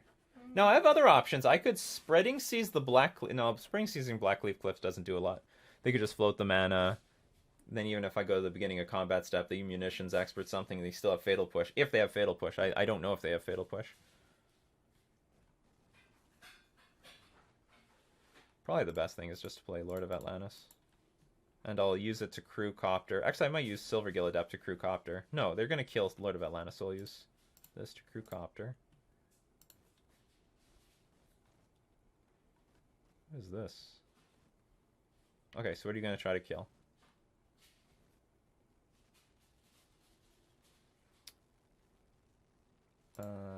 I guess we'll kill the Munitions Expert.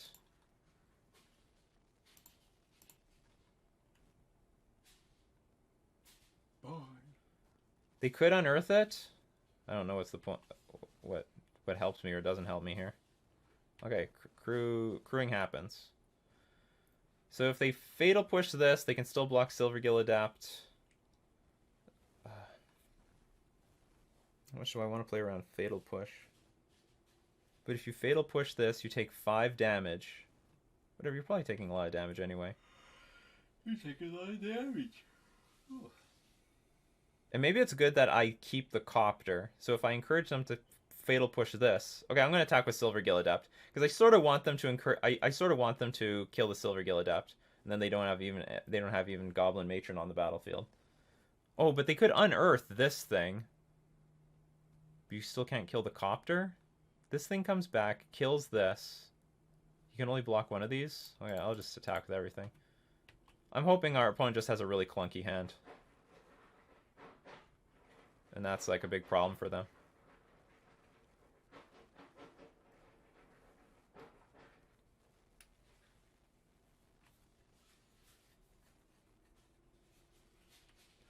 I sort of don't want to BS around against a combo deck.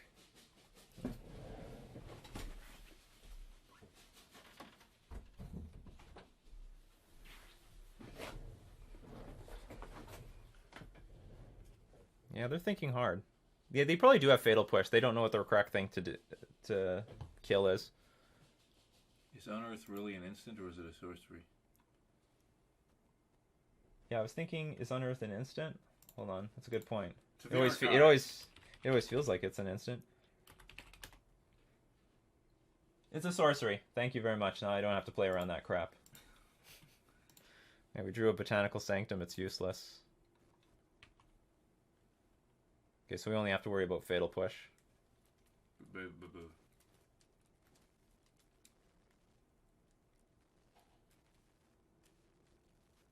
they're going to Fatal Push the Copter. Okay, so that's not too bad. So we have still a really big board.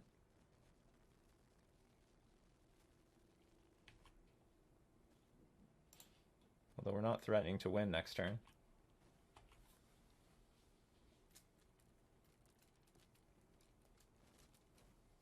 Cavern of Souls. Name Goblin. Kiki-Jiki. It's not a big deal, actually. You can look for cards, but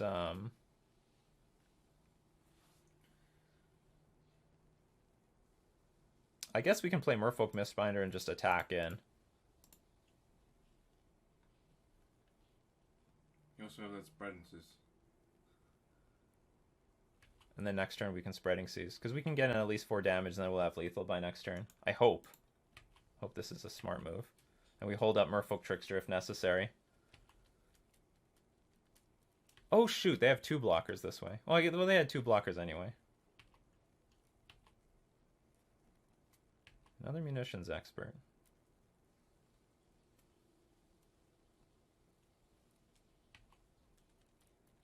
So depending what they play next turn, I'll just like Trickster the Kiki-Jiki before Munitions Expert like resolves.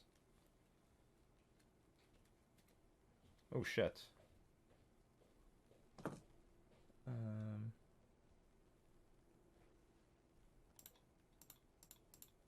Yeah, we're definitely going. Oh no! Oh no! The Munitions Expert. Oh no, but it doesn't kill anything. They have to do it twice here. Okay, so this is not that bad. They'll deal 2 damage, then they copy it and deals 2 damage again. But it was gonna happen. That was gonna happen anyway. And I win the match. Yeah. Okay, so that ended up working out. But you know, I think it could have went on. Like this. They would have 4 block. They would have 3 blockers. They kill this. What was I drawing next turn? Oh, they actually would have lost because I would still Spreading Seas, then play Lord of Atlantis. But they could have played on for 1 more turn. It wasn't over. It was a close matchup, though. Very close matchup. A very bizarre game, the way how it played out. Our opponent keeps hard-casting Kiki-Jiki Mirror Breaker. All right, we did it. Yeah, Copter, the real MVP in this match, ends up being really good because it's so hard to get through some damage, and it's like big enough to get out of range of the stupid Munitions Expert. But also, I really like how I stuffed the deck with a lot of Dismembers. Copter definitely paid dividends in this match. All right, so that was round 3. Let's move on to round 4.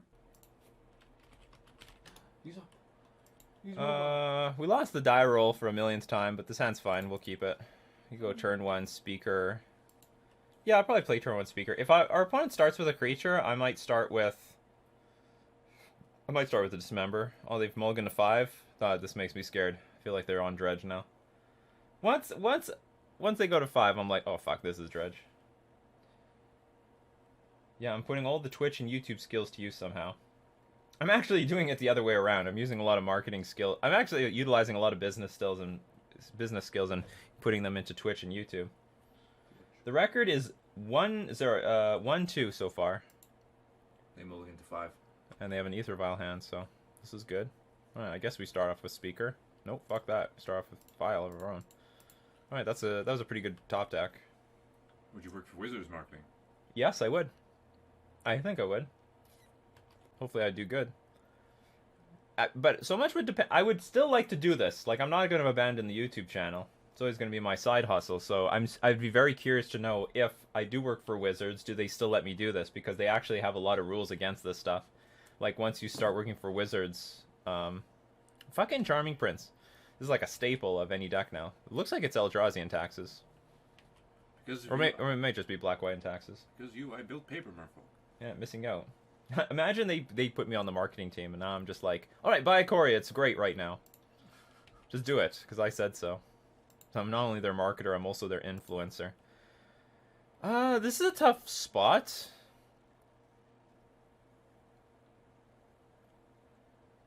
I sort of want to start dismembering things, because that will, like, when you have multiple dismembers, well, you should start using them. But it's not mana efficient. Alright. Go Copter, go. I can at least block the Charming Prince if they want to attack with it. Because the more Dismembers you have in your hand, the less you ever want to get hit at all, like even once. This is just a better use of our mana, because I have not. I'm going to want to use the Aether Vial to play the Silvergill Adept.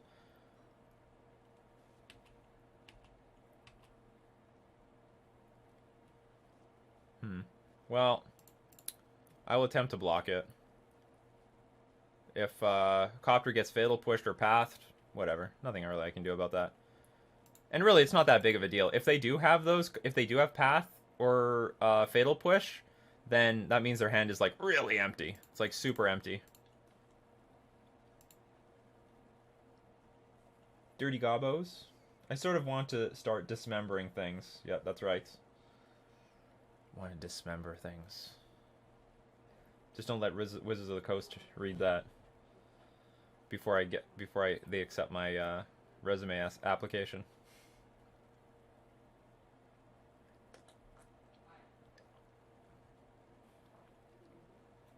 Oh, they're in trouble. Oh, that is not good news.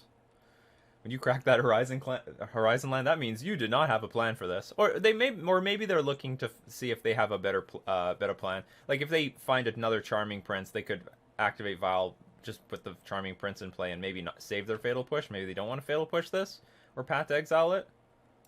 Oh, no, it looks like we're just gonna eat the Prince up. Yo, honestly, I don't like the Brazen Barber here, or maybe it's not too bad. We could like scoop up the Ether Vial. Ether Vial on 3 is probably very powerful. But they're down on cards. Okay, whatever. I'll get rid of Dismember. Maybe this Brazen Bar is not too bad.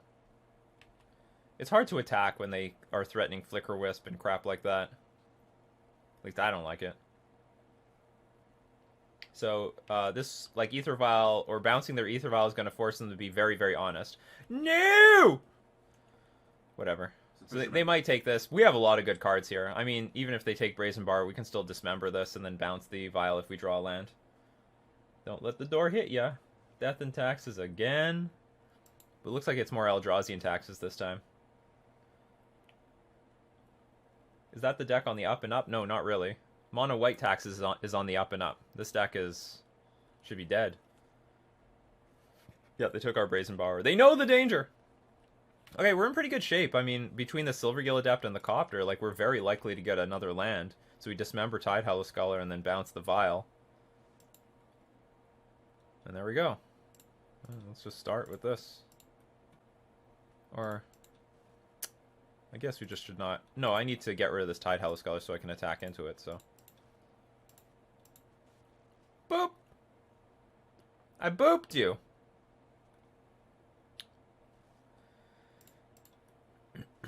Play Silvergill Adapt, draw a card. Ooh. Spreading Seas, that's gonna hurt when we hit this thing. Right now. Yeah. Get Copter going. You saw what I do with that Spreading Seas. Yeah, that's right. You know what my brother does. He resigned immediately. Oh, yes! Well, I gotta throw something away. I could throw away the Trickster. It's not that important because the Ghost Quarter can blow up the land. Well, I mean, that's not a good place to be in, though. I'm just gonna keep one Seas because I think we're gonna tempo out our opponent with the Trickster anyway.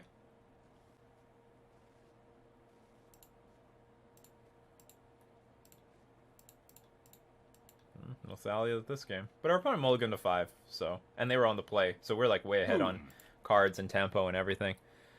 You know what? I guess we could play Veil of Summer. It'll protect us against Tidehallow Scholar and also Fatal Push. But here's the problem. What do I take out? Maybe nothing. Probably everything is better than Veil of Summer.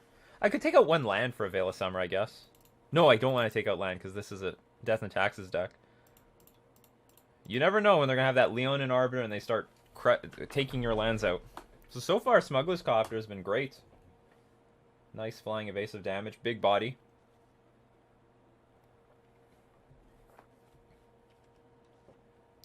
I guess I do nothing. I mean, the other option is take out some Kemena Speakers. How many black cards are there? Wasteland Strangler?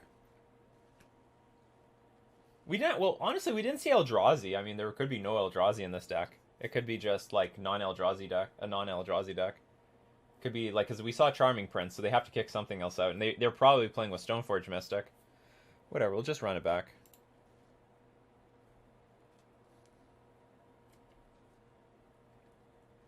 Thanks to everyone who stayed with us during the big lunch break. We had some great discussion, though. Oh, yeah, it's colorless. That's right. Cactus Ovishmuk is right. It's devoid. Totally forgot. So it's probably not. It's like, if I had some dead cards, I would side them out for the Veil, but it's not worth it. This hand looked great. Smuggler's Copter feels really good against Death and Taxes. When it works. And we're going to get it out on turn 1. Or get our game going on turn 1. 2 Commander Speakers are a bit awkward, but whatever.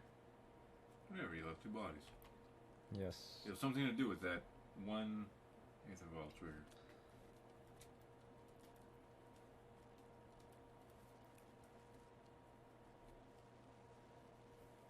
Charming Prince.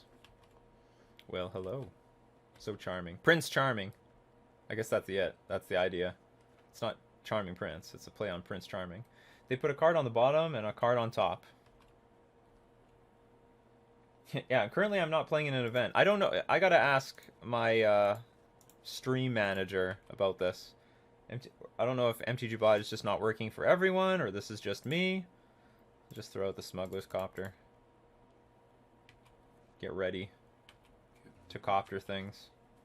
Took me till now to realize how nice Copter is against Blood Moon. Yes, that's right. That's why I'm like, you know what? We could really use Copter in the Simic deck. It'd be great against Blood Moon. Oh, we do have Eldrazi. Eldrazi confirmed.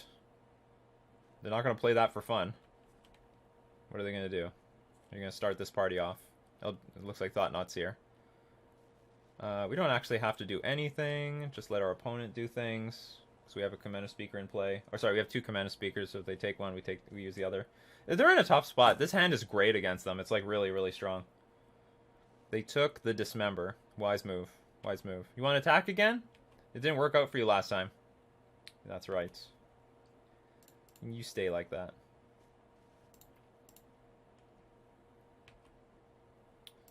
Although I don't... I'm going to tick the Vial up. Because if I just draw a land, I can play this Commander Speaker.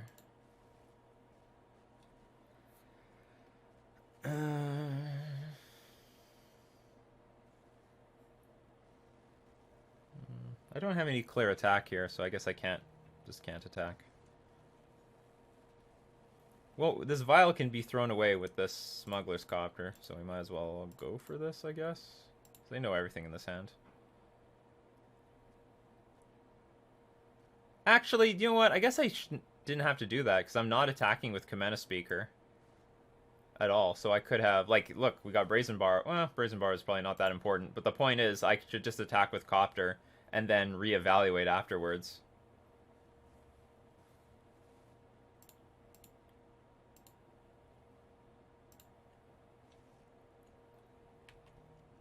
Actually, I probably should have tapped the Silvergill Adept, so if my opponent attacks the Charming Prince, I can block with Commander Speaker and Flash and Lord. Alright, let's get rid of this Aether Vial. It's pretty shitty. Yeah. Ooh. Still get rid of this Aether Vial.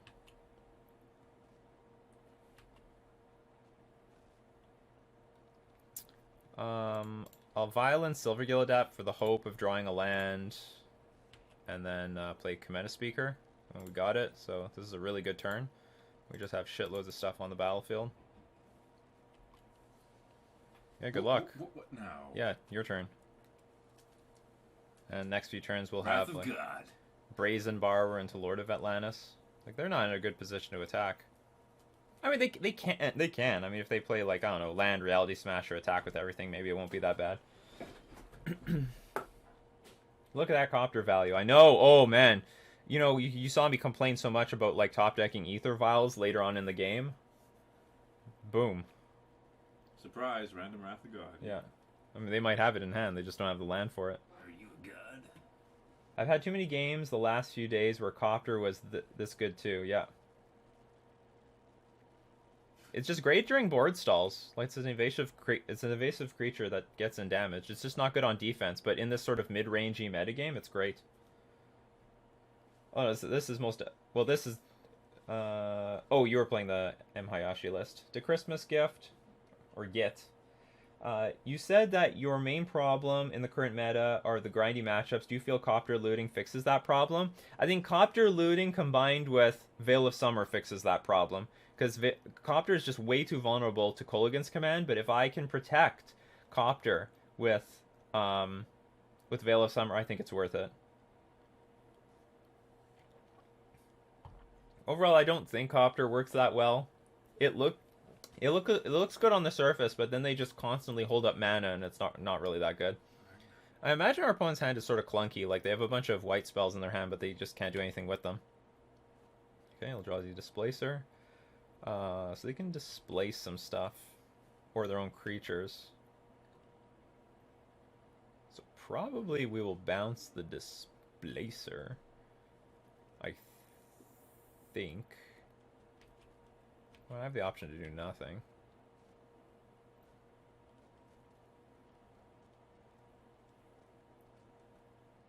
Sort of need another Lord to really do some damage, because I need to attack for at least 4 to get through this Thought-Knot Seer.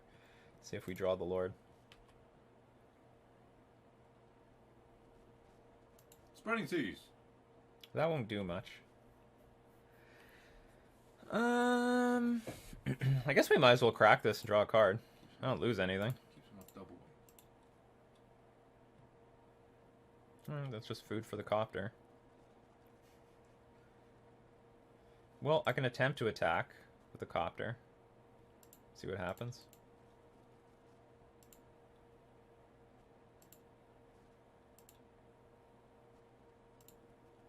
They might just displace the Copter. But if that's the case, I can probably bounce the Displacer.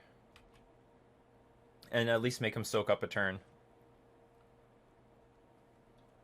Because they probably have to replay the Displacer and do this all over again.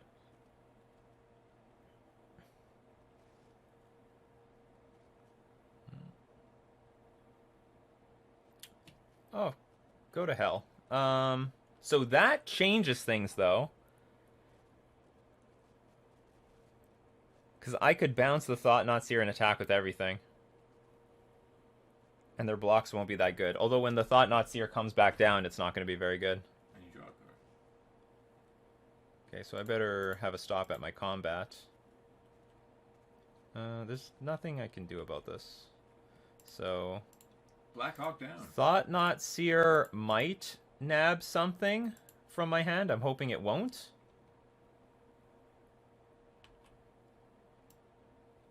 Oh, that's perfect, actually. Yeah, you can't get this.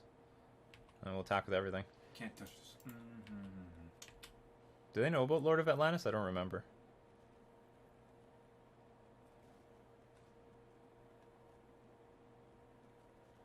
It's a good block.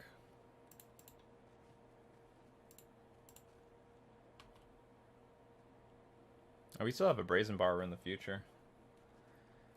Well, hopefully this is enough. If they soak up their turn on Thought... Oh, they have enough mana to play Thought-Knot Seer and hold up Displacer. Fucking Wasteland Strangler. Devoid. Okay, goodbye. Alright, well this is a problem. So how many things are in exile? Is that it?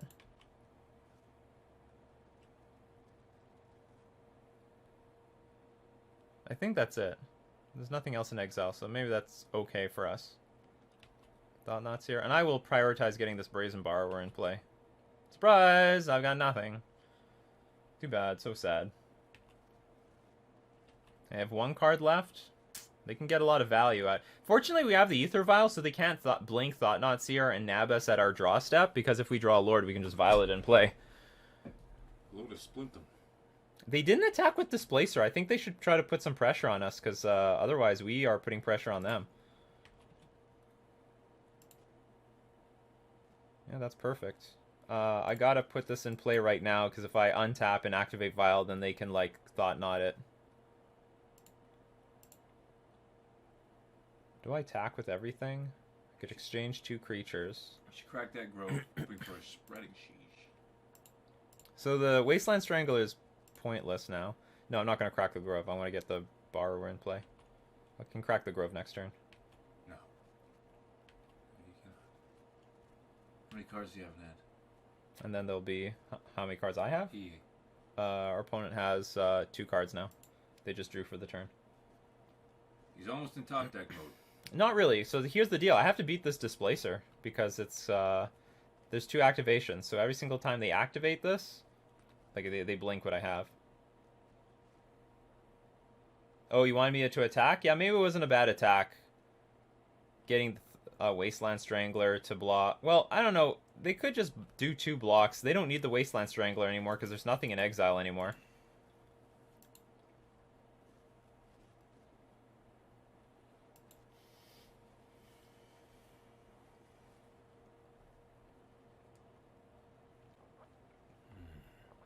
Spreading Seas would be very good right now, though. It'd be very, very good. Oh, yeah. You saw what I did with it. Oh, is it? I can just cast it any time. I mean, I can just cast this.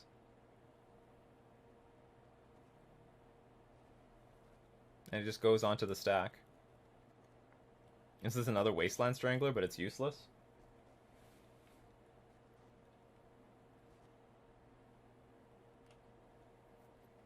That's actually a good point. So it should say this in my exile zone that I have a Brazen Borrower here. This is very deceptive, even though what does it say here? It says can be something. Can be played. It also can be, I guess, Wasteland Strangled. It's Schrodinger's Schrodinger's exile zone? I don't know. It is and is not an exile. What are they gonna do?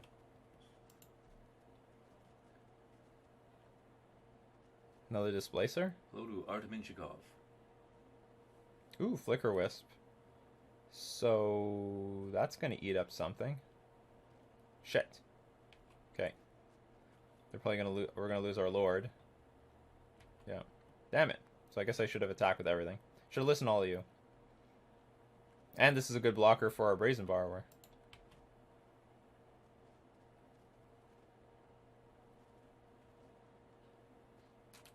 The 2-for-1s. Alright. Schrodinger's Fairy.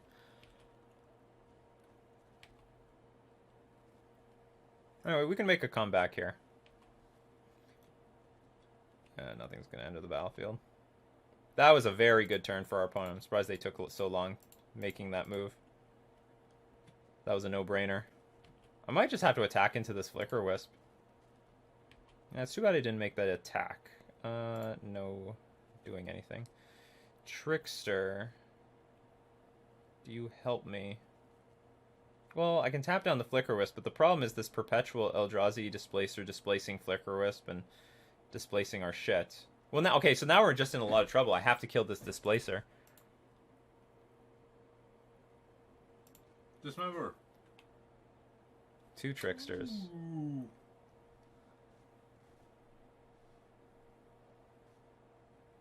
This does not help me at all. Main reason is because it's not necessarily your card. If you steal another player's card with something like Thief of Sanity, it's a card with Adventure. It goes into your exile zone. We are really fucked here. I could attack with everything. Okay, hold on. I could tap 2 things down, attack for 7. It's not lethal though.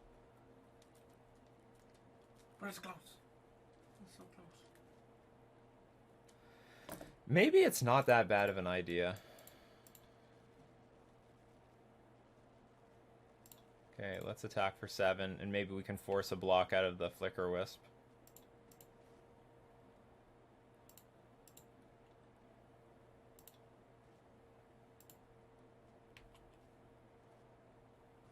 I mean, otherwise you go to 2. And there are other problems that you have. But, like, our board might get eaten up. Okay, there is going to be a block. Okay, so there's some hope. So they don't have any means of exiling anything at the moment. Merfolk. They know about this card, so I'll just play it.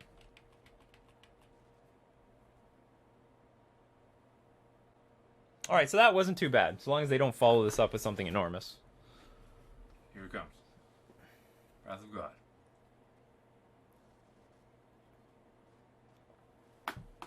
Crack that canopy. And actually, targeting our creatures are all pretty bad targets, because if, say, you blink Trickster... Oh, I guess this doesn't matter. You make your blocks first, then you activate this, targeting Trickster if you need to, and if it targets the creature, whatever, no big deal.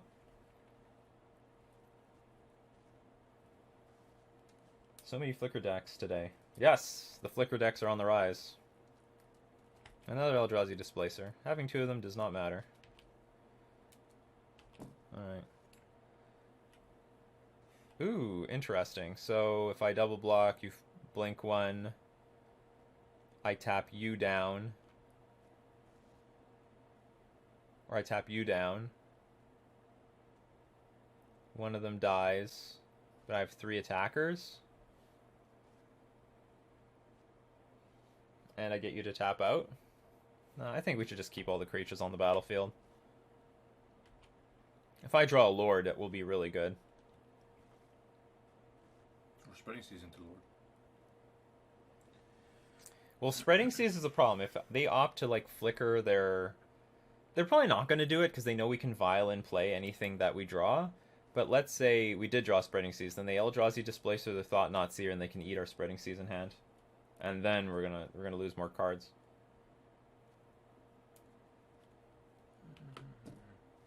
One card left in hand. Let us go, go, go, go, go. So we'll just always yield, always now. Come on. Oh, fuck off! They're gonna do it right now. That's not good.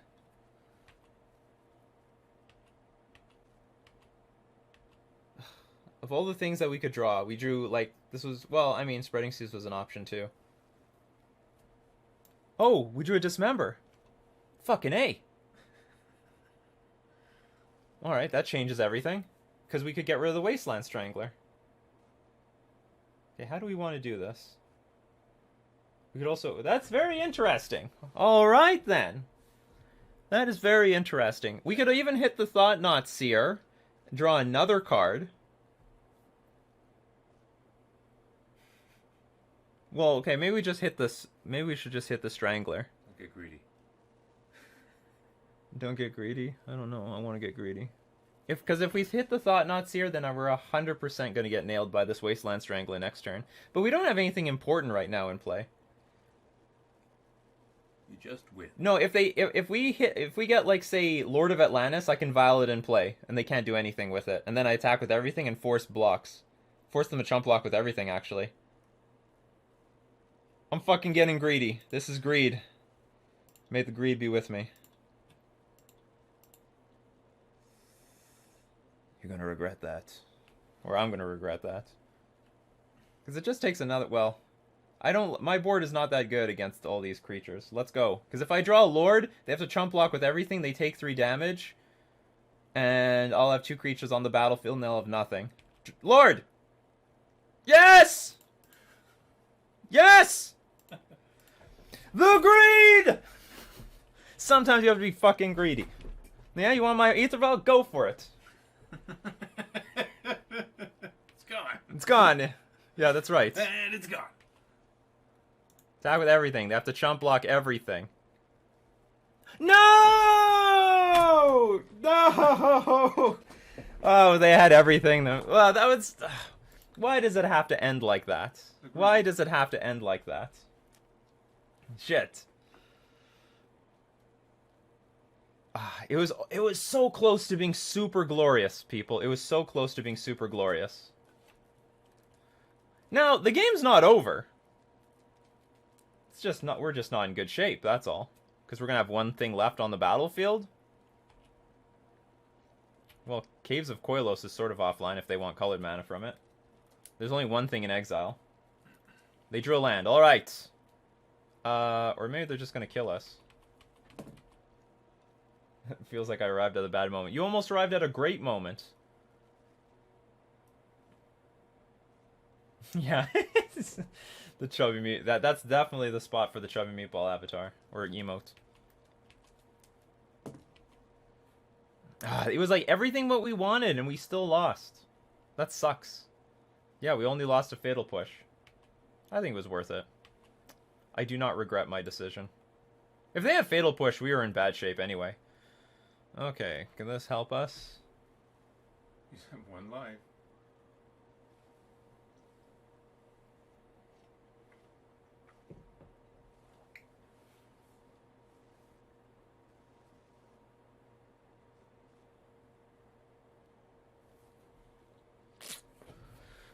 We don't have any good attacks. They can blink our stuff. They can at least block silver. They can block. I mean, if I play Trickster, then they can just block Silver Gillidapt, blink, Command Speaker, and I don't go anywhere, and then I die on the crackback. So I have to pass the turn here.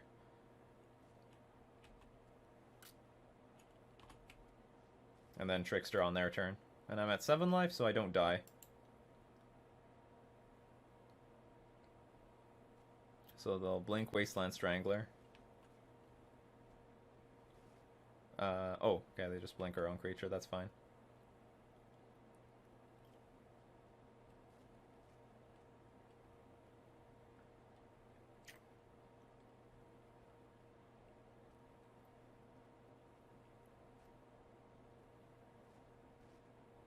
That is stupid.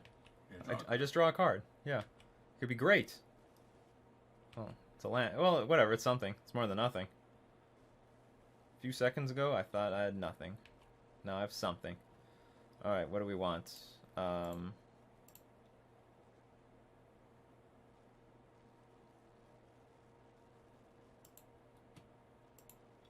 wish we had another creature to punish them. Because they would be close to dead, I think. If we drew a creature there and Violet in play at end of turn, I think they'd be close to dead. Now, what's the right thing? I don't know if it makes a difference what we blink. If I blink Wasteland Strangler, I might as well hit the Eldrazi Talent because they want to target this anyway.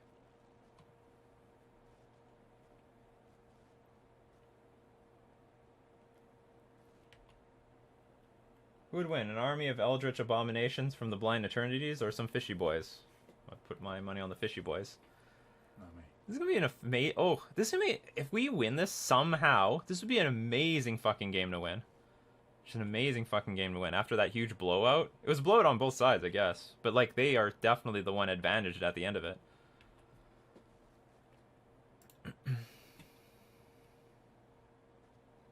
That's interesting. I guess it doesn't matter that much. Actually, that's a problem because I can't play both. So they can blink 2 things.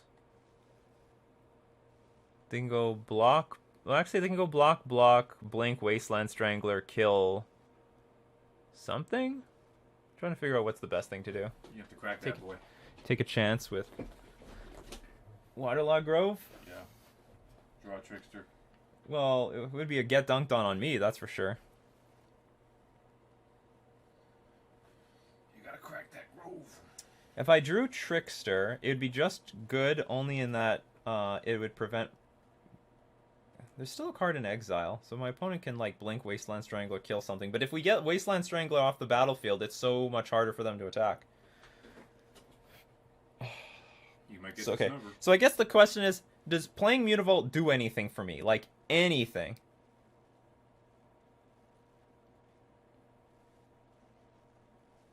If I play Mutavault, pass. They can go blink, blink. And then on my turn, blink the Silver Gillidapt. And blink the Mutavault. Can this target lands?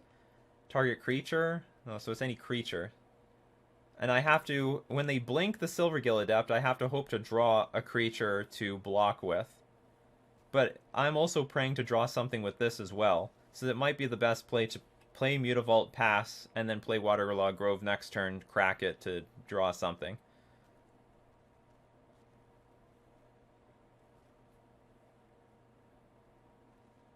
Yeah, I think that's the plan. Oh, actually, do you know what? I screwed that up. I screwed that big time. I should actually go to combat first. And then play my Mutavault, because just in case my opponent, I might trick them into, like, I don't know, tapping things. How much mana do they have? 1, 2... Oh, if they draw one more land, it's going to be a problem, because they can tap 3 things. Is there still a Borrower in the deck? Yeah, I think I've only used one.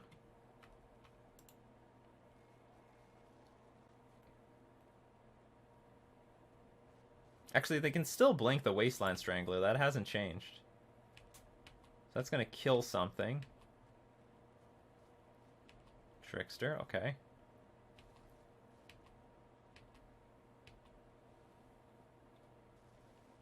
Okay, nothing in exile anymore. Okay.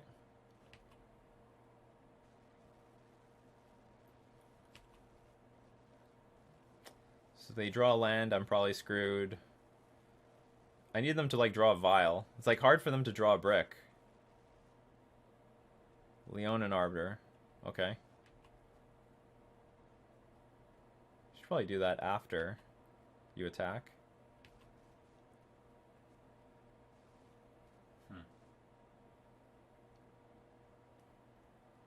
Should have killed the Adept. Yeah, I know. They should have killed the Adept. They can still blink 2 things. If they attack, I think we just take the attack.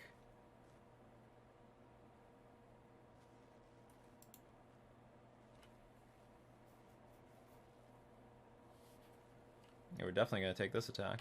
Okay. We're probably in a lot of trouble. So we need to rip... It's like, we need Spreading Seas into a Lord and we win. Spreading Seas into a Lord would win the game. We have 2 draws to get that combination of cards because we have a Waterlogged Grove. Let's do it! The power of the cards, be with us.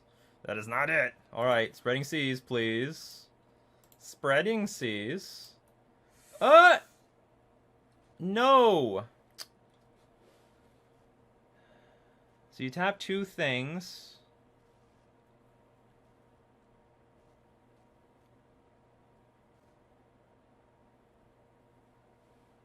If I try to attack with everything, it's futile, because they just blink 2 things, block the other. Like, even with the Leonin Arbiter, and I have nothing to block with. So I have to hope that I draw Brazen Borrower or Trickster. I need some flash speed interaction when they displace the Silvergill Adept. And even then, maybe it's not enough. Maybe this is... I'm just in magical Ponyland here.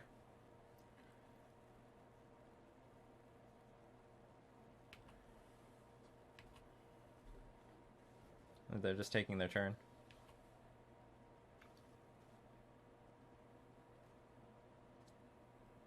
Oh, that's a good draw.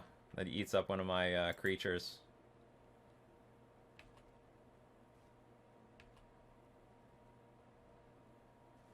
Also gives them the opportunity to, like, attack, like, blink 3 things.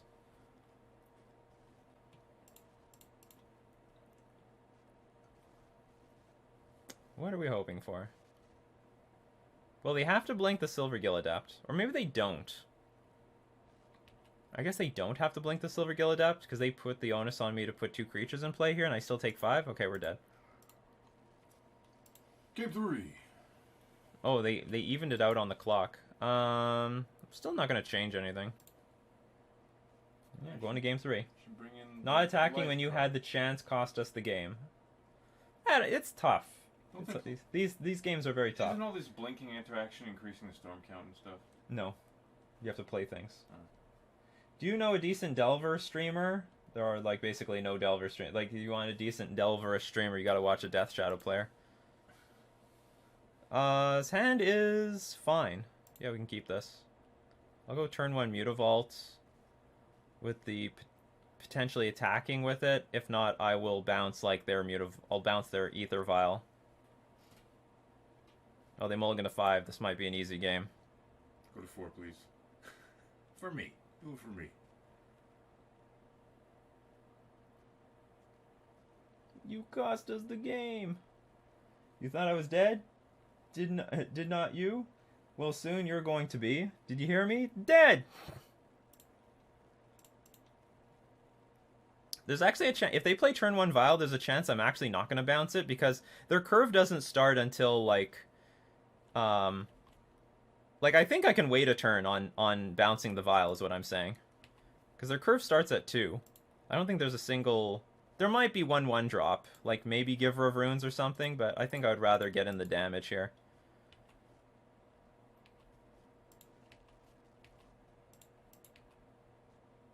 Actually, I'm curving out nicely.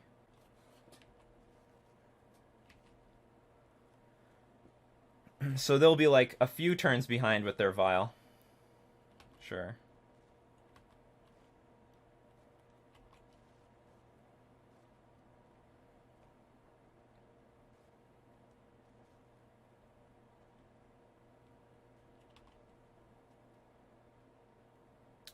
They scryed 1 to the top, 1 to the bottom. They opted to scry.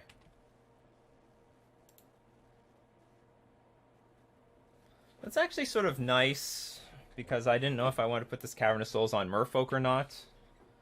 But now I know I will put it on Merfolk.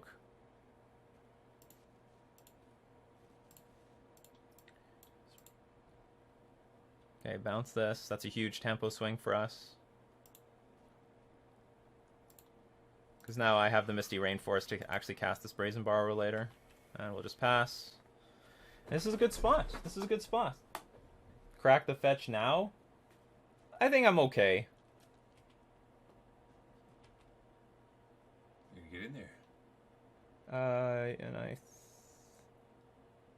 Let's say they have Flicker. No, they're not going to Flicker this. I think I'm just going to take the 2.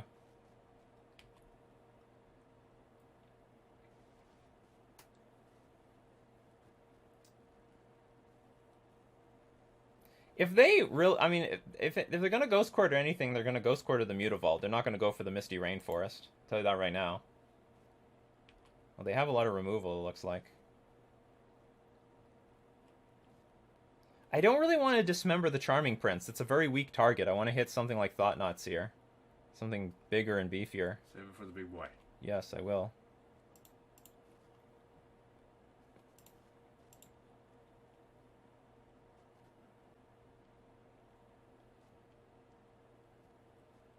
That's interesting. That's fine with me. Ramp. Basically.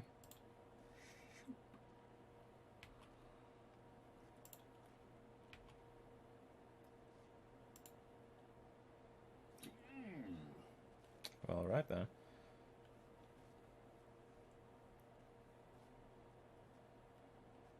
Probably can just comfortably attack here.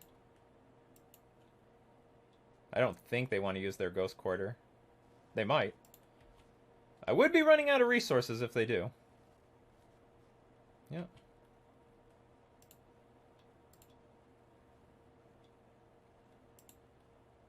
So we'll get the Brazen Borrower in play. Probably going to dismember this now. Okay, we'll see what happens. They're running low on cards, but we are still up on resources against them. But we do have one thing in exile, so if they play like... okay, so this is okay. Sure. Whatever they take, we'll just dismember it and get it back.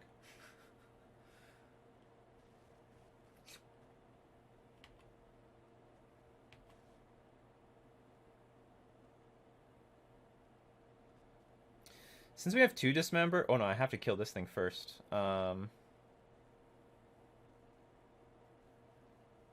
Guess I'll take the 2. Don't want to take the 2, but I'll take the 2.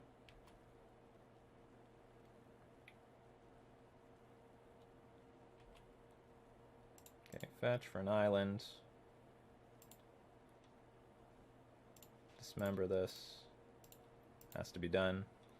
Let's get a clock on the battlefield. I'm thinking maybe I should block this thing with my Lord. Because I'm not ahead here. And if anything, I have to save my life total for Dismember. Oh, yeah. Yes, that is a good one.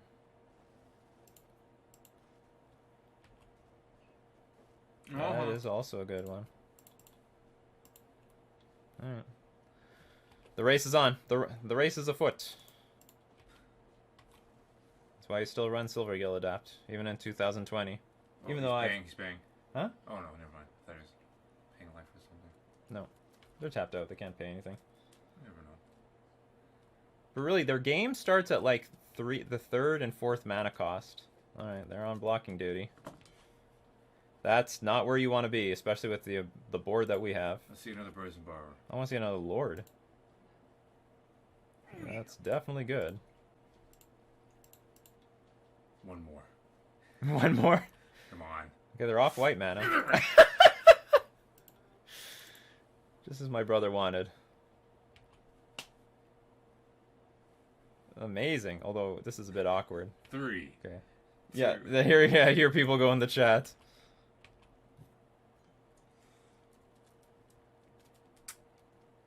Love it. Your brother is evil. Our opponent opts to not block. They decide to, fuck it, I've had enough. What an yeah, literally amazing stuff.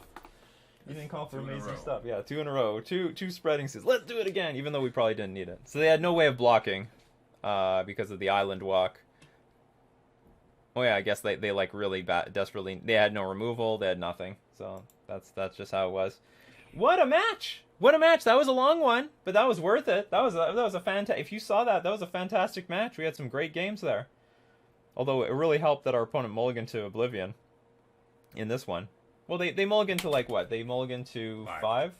But they still had a very good hand at 5. Like this was pretty damn good. But I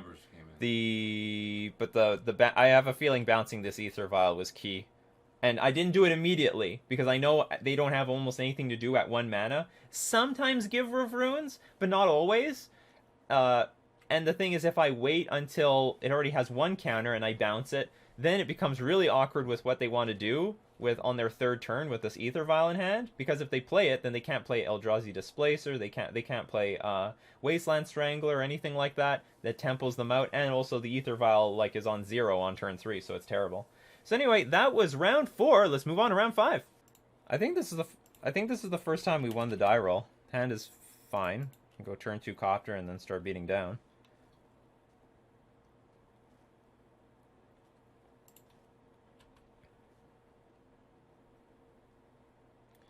Now, I started off with a Botanical Sanctum instead of the Misty Rainforest on the off chance that... Well, first off, I don't need more green sources. We're up against Death Shadow again.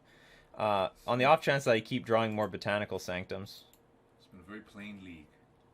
So this is... What the hell is this? Blackcleave Cliffs? Is this Living End?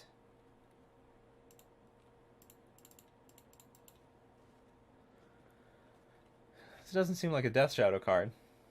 Is this Living End? We have good cards against Living End. We have like Chalice of the Voids and stuff like that. It's not Dredge. Blackcleave Cliffs. 3 fucking Street Wraiths. Went to town on their lifetime. It is, yeah. It's Living End. It's Living End. So game 1, we're fucked. Game 2, we have a lot of stuff. Like, we have Relic of Progenitus and Chalice of the Voids and Force of Negation. But game 1, we're fucked. Because I have nothing.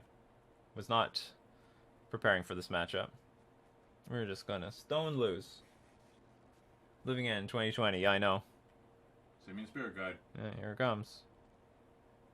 Fulminator Mage. Alright then. Well, I have no time to waste. Another Copter. We don't need another one. Can you crew a Copter? Huh? Can you crew a Copter? With a Copter? Yeah. If you crew the first Copter, yeah. We will, well, that's interesting. Like, this is not going to get nailed by the, Living End. So if they, well, they can Living End on my turn, I guess. They have more than enough to wipe me out in the graveyard, in their graveyard. It's like a Tina Spreading Seas. I don't know if I want that or not. I'd keep it. I know what you would do. Maybe I'll get rid of Borrower. And play another Copter.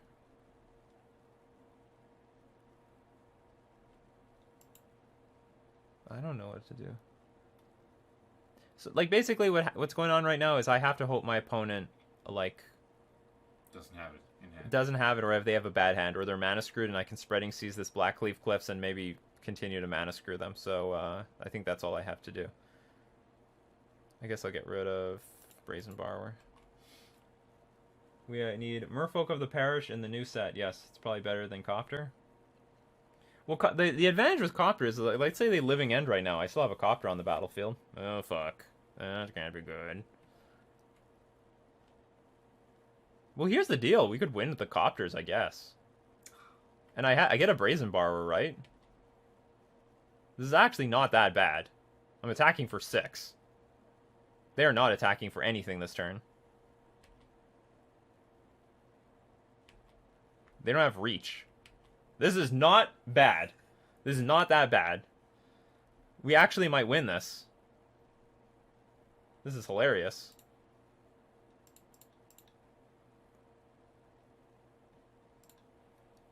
It's just 9, 15 damage.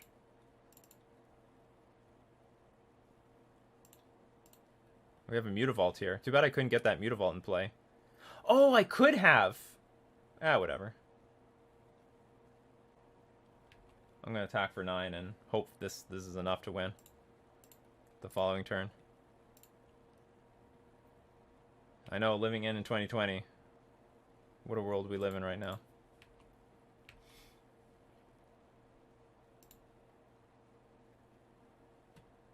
I played a land this turn, yeah, I did. Don't get nothing. I guess I'll dump the Waterlog Grove. This game is not going to go on for another turn. Alright, do not have another Demonic Dread. Please. If anything, I will force you to play it, because I don't have anything else to do. Alright, is it got it or not? They can attack for 1,000,000, Demonic Dread again. Is this a sorcery? One of them's instant. Which one? I think the instant one needs green mana. 3. Nika, you ever beat 2. Ad Nauseam with Kira? Yes, I have a few times. They're in a tough spot. They're in a tough spot. They need green mana. They got the green mana. Okay, so here's the next interesting thing. They attack. I'm going to get a Trickster back. And then I can crew the Copter. So here's the deal. I can Spreading Seas the Grove. I can Spreading Seas the Grove. And force them to cast the instant speed card. And then I'm going to let it resolve. I get the Trickster back. I can use it to crew the Copter and kill them. What an amazing victory this will be. I just have to hope they don't have any spot removal. Or maybe not. Maybe that's not what I have to do. Oh, they can just play it right now and buff everything up, and I'm fucked. This is 4, 8, 12. Oh, I'm lost. Okay. Oh no, but this. Oh no, but they're gonna opt for it to not happen. Well, I totally forgot about this line. Nice line. Nice line. So this is 7, 11, 9, exactly 19. Wow. Nice line. Okay. Close game. No, I die. Too bad. Okay, game 2. We got it all. We got it all, people. Is this gonna help me? Not really. Force negation is good. Okay, what do we not want? Don't really want... Need some Spreading Seas, but not a lot. Definitely don't want Dismember. Copter actually looks pretty good. Brazen Borrower is pretty shitty. Probably take out 1 land.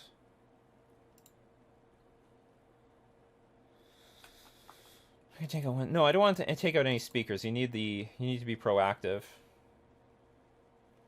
24 creatures. I guess I can take out 1 land. Maybe a Mutavault, because it's vulnerable to Fulminator Mage.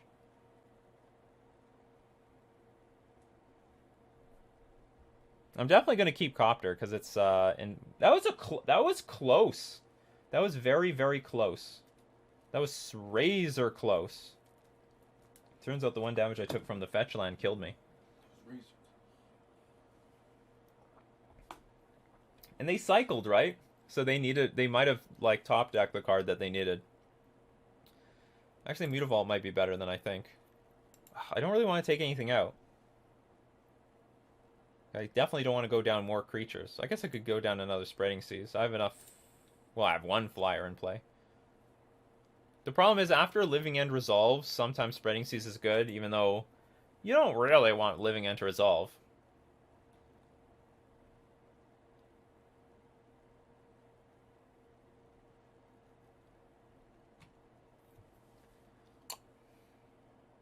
So we bring in Chalice just to play on 0.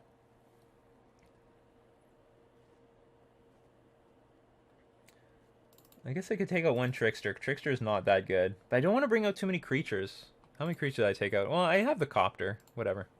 Counter as 25 creatures. I would love to go first. My hand looks good to me. Our opponent mulligan, that's good. So we'll sandbag the Chalice for a little while. Because they'll probably play like Ingot Chewer on our Ether Vial. That's fine. I wonder if Seas is just better because their mana is super greedy. Their mana is not greedy. They don't need double X of anything. They cycle a lot. It's not greedy at all. they'll easily crush us. You like that's the thing. Like I've definitely mana screwed a living end player, but they cycle so much they always have lands, so you cannot depend on mana screwing them. Banana. So we can just like pass the turn, I guess, with the Trickster. Ooh, Mutavault. Oh, still pass the turn.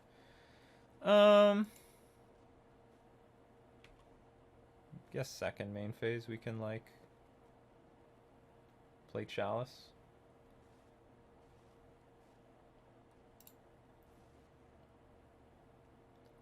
Well, actually, if they go Living End right now, it's not good. So I can still wait one more turn if they plan on Ingot Chewing my Chalice. They would like if they let's say they cycle something right now. They could on their follow. I mean, I guess if they have Street Wraith on their turn, they can like ramp. Ooh, that's an ugly one.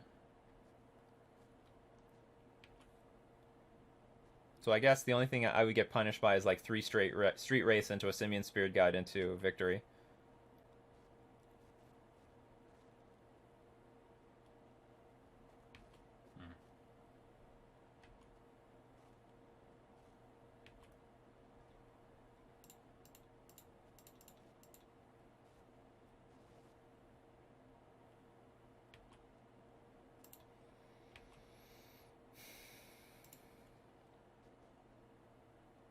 Okay, I'll attack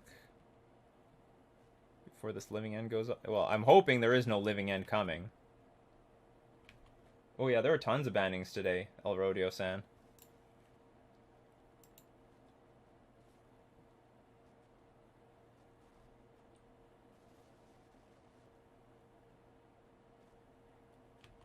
Okay, so this is going to resolve.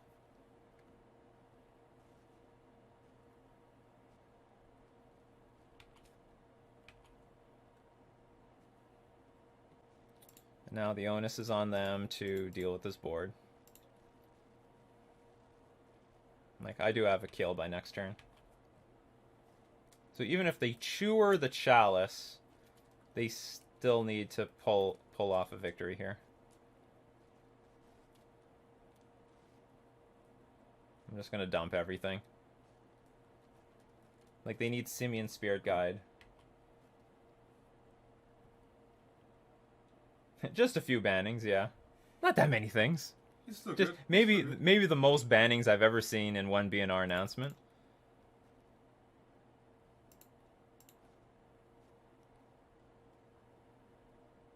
Hopefully they might have Beast Within, but hopefully we put our opponent in a situation where they have to Beast Within one of our creatures instead of the Chalice of the Void. Because we have lethal right now. Second Jowie. Yeah, but I actually can't cast her right now. Right. If I cast on 0, it's going to counter itself. Don't fuck that up, people. Do not fuck that up.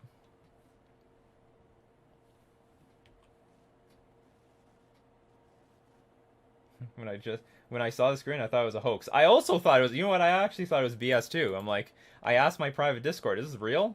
Does this actually happen? Or did I say that, or I just said that in my mind? I don't remember.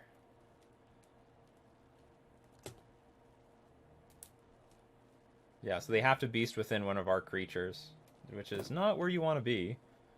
So we can still hit for 12, so we still win. We hit for 11.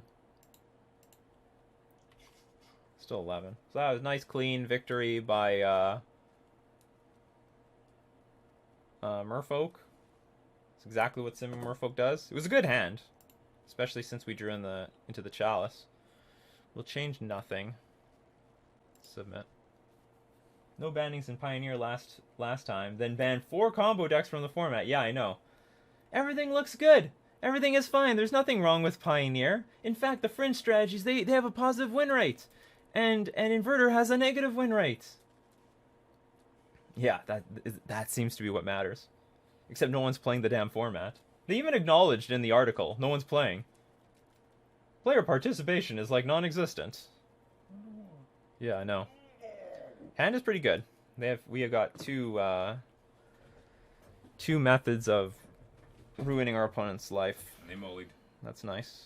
So this probably is a situation where I'm not going to crack the relic, Or sorry, I'm not going to play Relic turn 1 because I really don't want it to get Ingot Chewered. And if they chewer it up, I want to get some value out of it. So I'll play like Botanical Sanct. I hope to draw another land because I really want to hold up Relic in the next few turns. That's good. Okay, so actually I don't have another Merfolk for the Silvergill Adept. Whatever, it's not going to be a problem.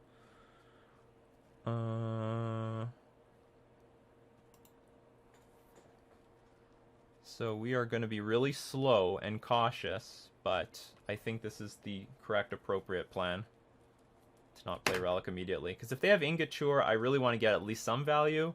Like, our opponent is going to cycle a few times here. It's so sad on so many levels. Wonder how Living End does versus the M. Hayashi list post board. Oh yeah, it's dead. It has no chance. No chance. Again, I only get punished here if my opponent immediately goes like Street Wraith, Simian Spirit Guide into victory. If you take him off that red mana. I'm not doing that, that's for sure. That's a good draw, I think. Take him off that green mana, though. See if this resolves. Because while a Relic is up, it's going to hamper our opponent by quite a bit. I'm really not going to try to play around anything now. Just play this thing on 0.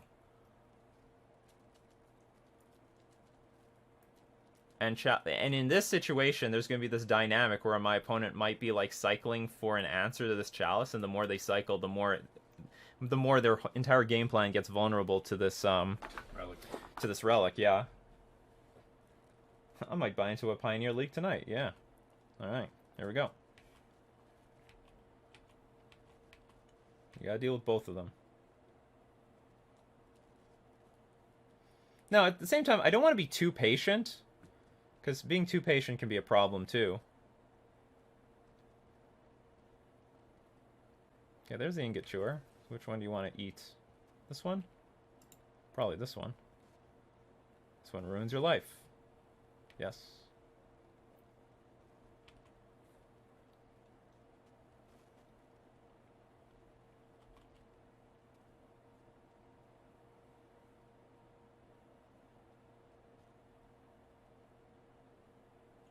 Cycle, okay. So, like, yeah, if they want to dig into something useful, they're constantly going to be vulnerable to this Relic, and I'm constantly holding it up. If I played Relic turn 1, they would just Ingot Chewer, kill it, and then eventually they would just deal with Chalice some other way. So, like, this is just impossible to deal with. Vial is a nice card, but this is a bit awkward. I guess I could play it. You can play Spreading Seas. Yeah, but Spreading Seas is useless here. I'll tell you what, I'd rather play Aether Vial next turn. Maybe. I think I'll just play the Smuggler's Copter. I think it's just not necessary to have Aether Vial right now. I can crew the Smuggler's Copter with Mutavault. Or I could play Spreading Seas plus Vial next turn. Yeah. I can't say that I can take forever here, but like, I have some time. I still have a lot of I still have a lot of hate cards in this deck, like Force of Negation, more relics. Alright. I guess I will take them off the Grove, because it represents like Beast Within and stuff like that. Actually, hold on, cancel. I'll play... No, it doesn't matter.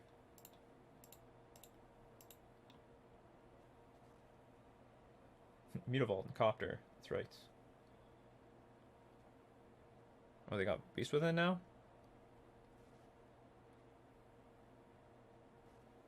Oh, that's interesting. So you're going to make me... I might let them have one of these creatures on the battlefield.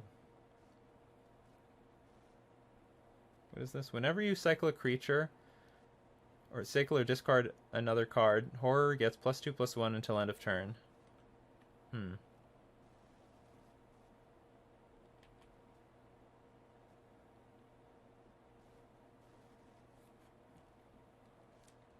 you cast it?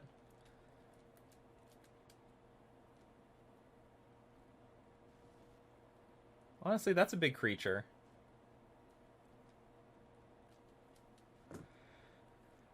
Okay, I think I'm gonna crack this, even for this one creature, because it seems pretty big. Cycling every turn is gonna make it big. It's only if only I had like some answer to this, but I don't have Harbinger or anything like that. You have more relics in the deck. And I might draw another like answer here. Too bad I don't have anything in the graveyard. I guess it doesn't matter. Oh, I got a Kumena Speaker. So actually, that's not too bad of a draw. Ooh, they're gonna get something with the Street Wraith.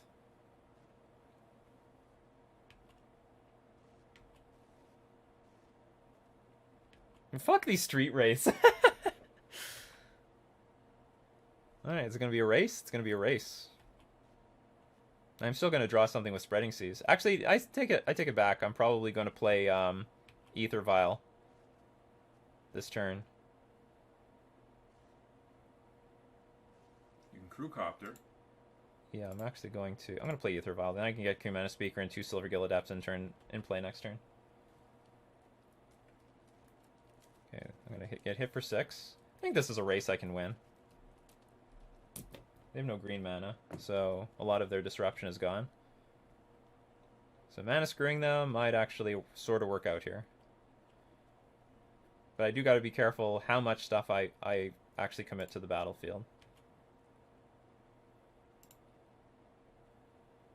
Yeah, it's not good. It's not important at all. Says you. In fact, I'm probably gonna cycle it away with a Copter.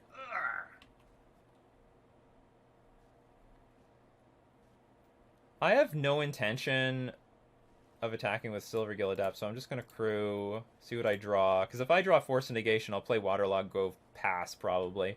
And then I'll have the game more or less locked up.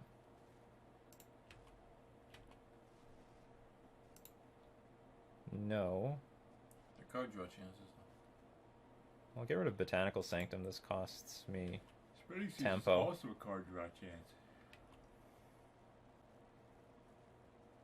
Yeah, do you also what is a card draw chance? Silvergill Adept. Yeah, Silvergill Adept. Yeah, but Spreading Seas takes them off mana.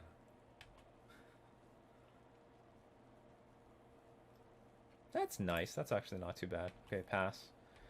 So I'm pretty safe on my turn because they can't Violent Outburst without green mana. They can only do it on their turn. Ah. Oh, fuck that. Screw everything I just said. Take 6.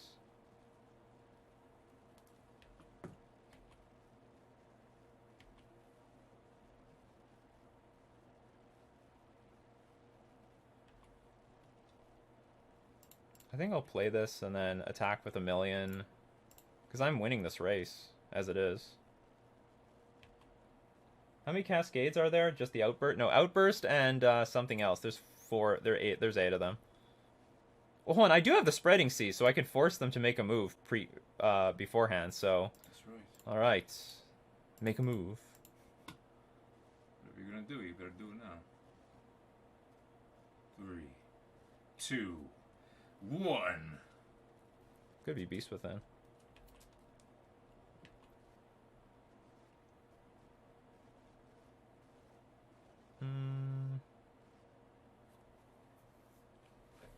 I'm attacking for 6. Okay, first let's go to beginning of combat. You like to wipe the board again. Do it! Do nothing.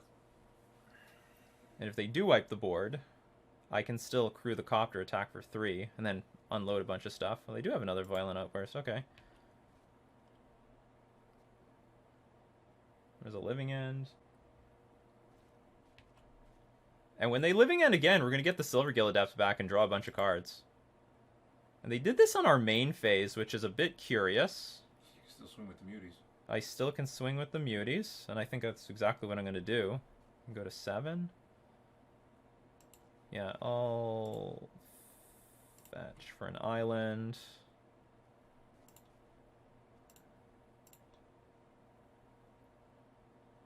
You could even Actually, crew hold on. one. No, I could play a Lord of Atlantis.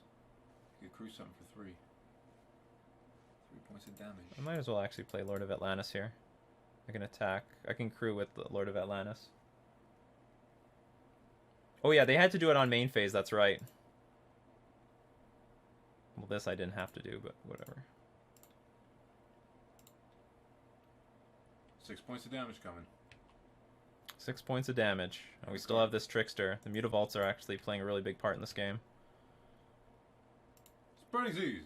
Oh! That's very good. That's it. That's it. The game's over. Unless they have Ricochet Trap in hand.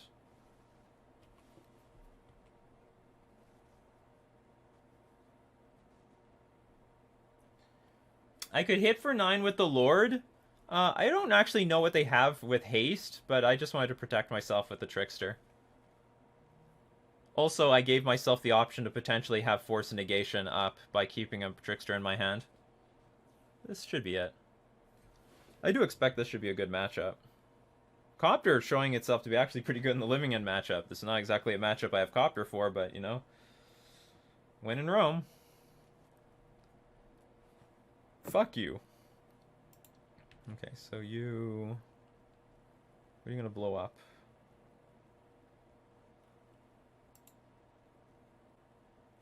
Copter. Yeah, that seems reasonable.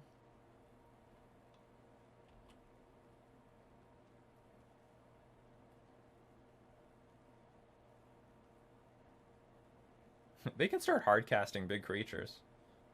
If they really wanted to. And you can Tricksters their ass down. Yes. Hey, do you think the Merfolk versus... What do you think of the Merfolk versus Burn matchup? Better Otter, if you're playing Mono Blue, it's like a buy. If you have Master Waves, you'll destroy them. If you're playing Simic, you're in a lot of trouble. It's very difficult. But I have in this particular Simic list, I'm running Weather the Storm to give myself a chance. Alright, we went go 3-2. And our losses were not too bad of losses. Like, we lost a really close Sultai Death Shadow matchup, and... things didn't work out for us against the Soul Herder matchup, but that's like a good... That, in general, is a very, very good matchup. So, overall, very happy with this 3-2. I'm just coming back from a 5-0 with this list, which was off-screen. So, not that bad. I really like how the deck played out one way or another, and I think it has a... I'm really happy with it. Again, if there was anything I might change, I'm not going to change anything right now until I've proven to myself that I need to change something. But if there was something I'd change, I might play with 3 less Weather the Storm and +1 Vial, 2 more Relic. I might do that. I don't know, because this mostly is for the Burn matchup, and I don't know how much Burn there is out in the metagame. Ooh, the guy I've only ever known for the Fish. Long time since I've ever watched anything from you because I haven't played Fish in ages. We gotta come back! Come back! We play with Smuggler's Copter now. Any comments on the Chalices and Copters? Well, Chalice was good in this match. Copter was great. Like, Copter was very, very good. I'm very happy about Copter. Should we play more? I don't know. I don't really have the room to, like... I mean, maybe I take out a Trickster for another Copter, but I think the numbers as is are necessary. I'm very happy with about the 4 Dismembers. I think that's the right call. Aside from the... Like, in most matchups, the Dismember was good. Like, Dismember was very, very, I think very, very important. I think it was a fantastic league. A fantastic card. And I think I was reasonably fine to have the Force Negations in the sideboard. What we were up against Soul Herder, don't need it. We were up against Goblins, don't need it. Death and Taxes, don't need it. Death Shadow, don't need it. Only need it against the combo deck. I'm really not impressed with Force Negation right now. And to be honest, I think this card could be Dispel. I don't know if you need Force Negation right now. I think if this was Dispel, that would be perfectly fine. Honestly, Dispel would be a really good budget replacement right now in the grand scheme of things. The only thing Force Negation is good for right now is countering Teferi Time Reveler, and that card might get banned in the short future, based on the fact that it just got banned in 3 other formats. You have tried out a lot of cards lately. Which one has performed the best? This one. I got a 5-0 the other day, and I went 3-2 today, and the matches I lost weren't that bad. I'm gonna keep grinding this. It's not clunky, it's streamlined. If I play against Ponza, I'm just gonna lose against that matchup. That's fine with me. I'm okay with that. So we're gonna raid someone, but I think that's gonna be it for today for everyone on YouTube. So I'm gonna thank all my patrons supporting me on Patreon and the Twitch subscribers subscribed on Twitch. And we're also gonna thank our sponsors, themanabase.com and Mana Traders. This has been Nikachu, Merfolk Master, with his brother playing Simic Merfolk in Modern.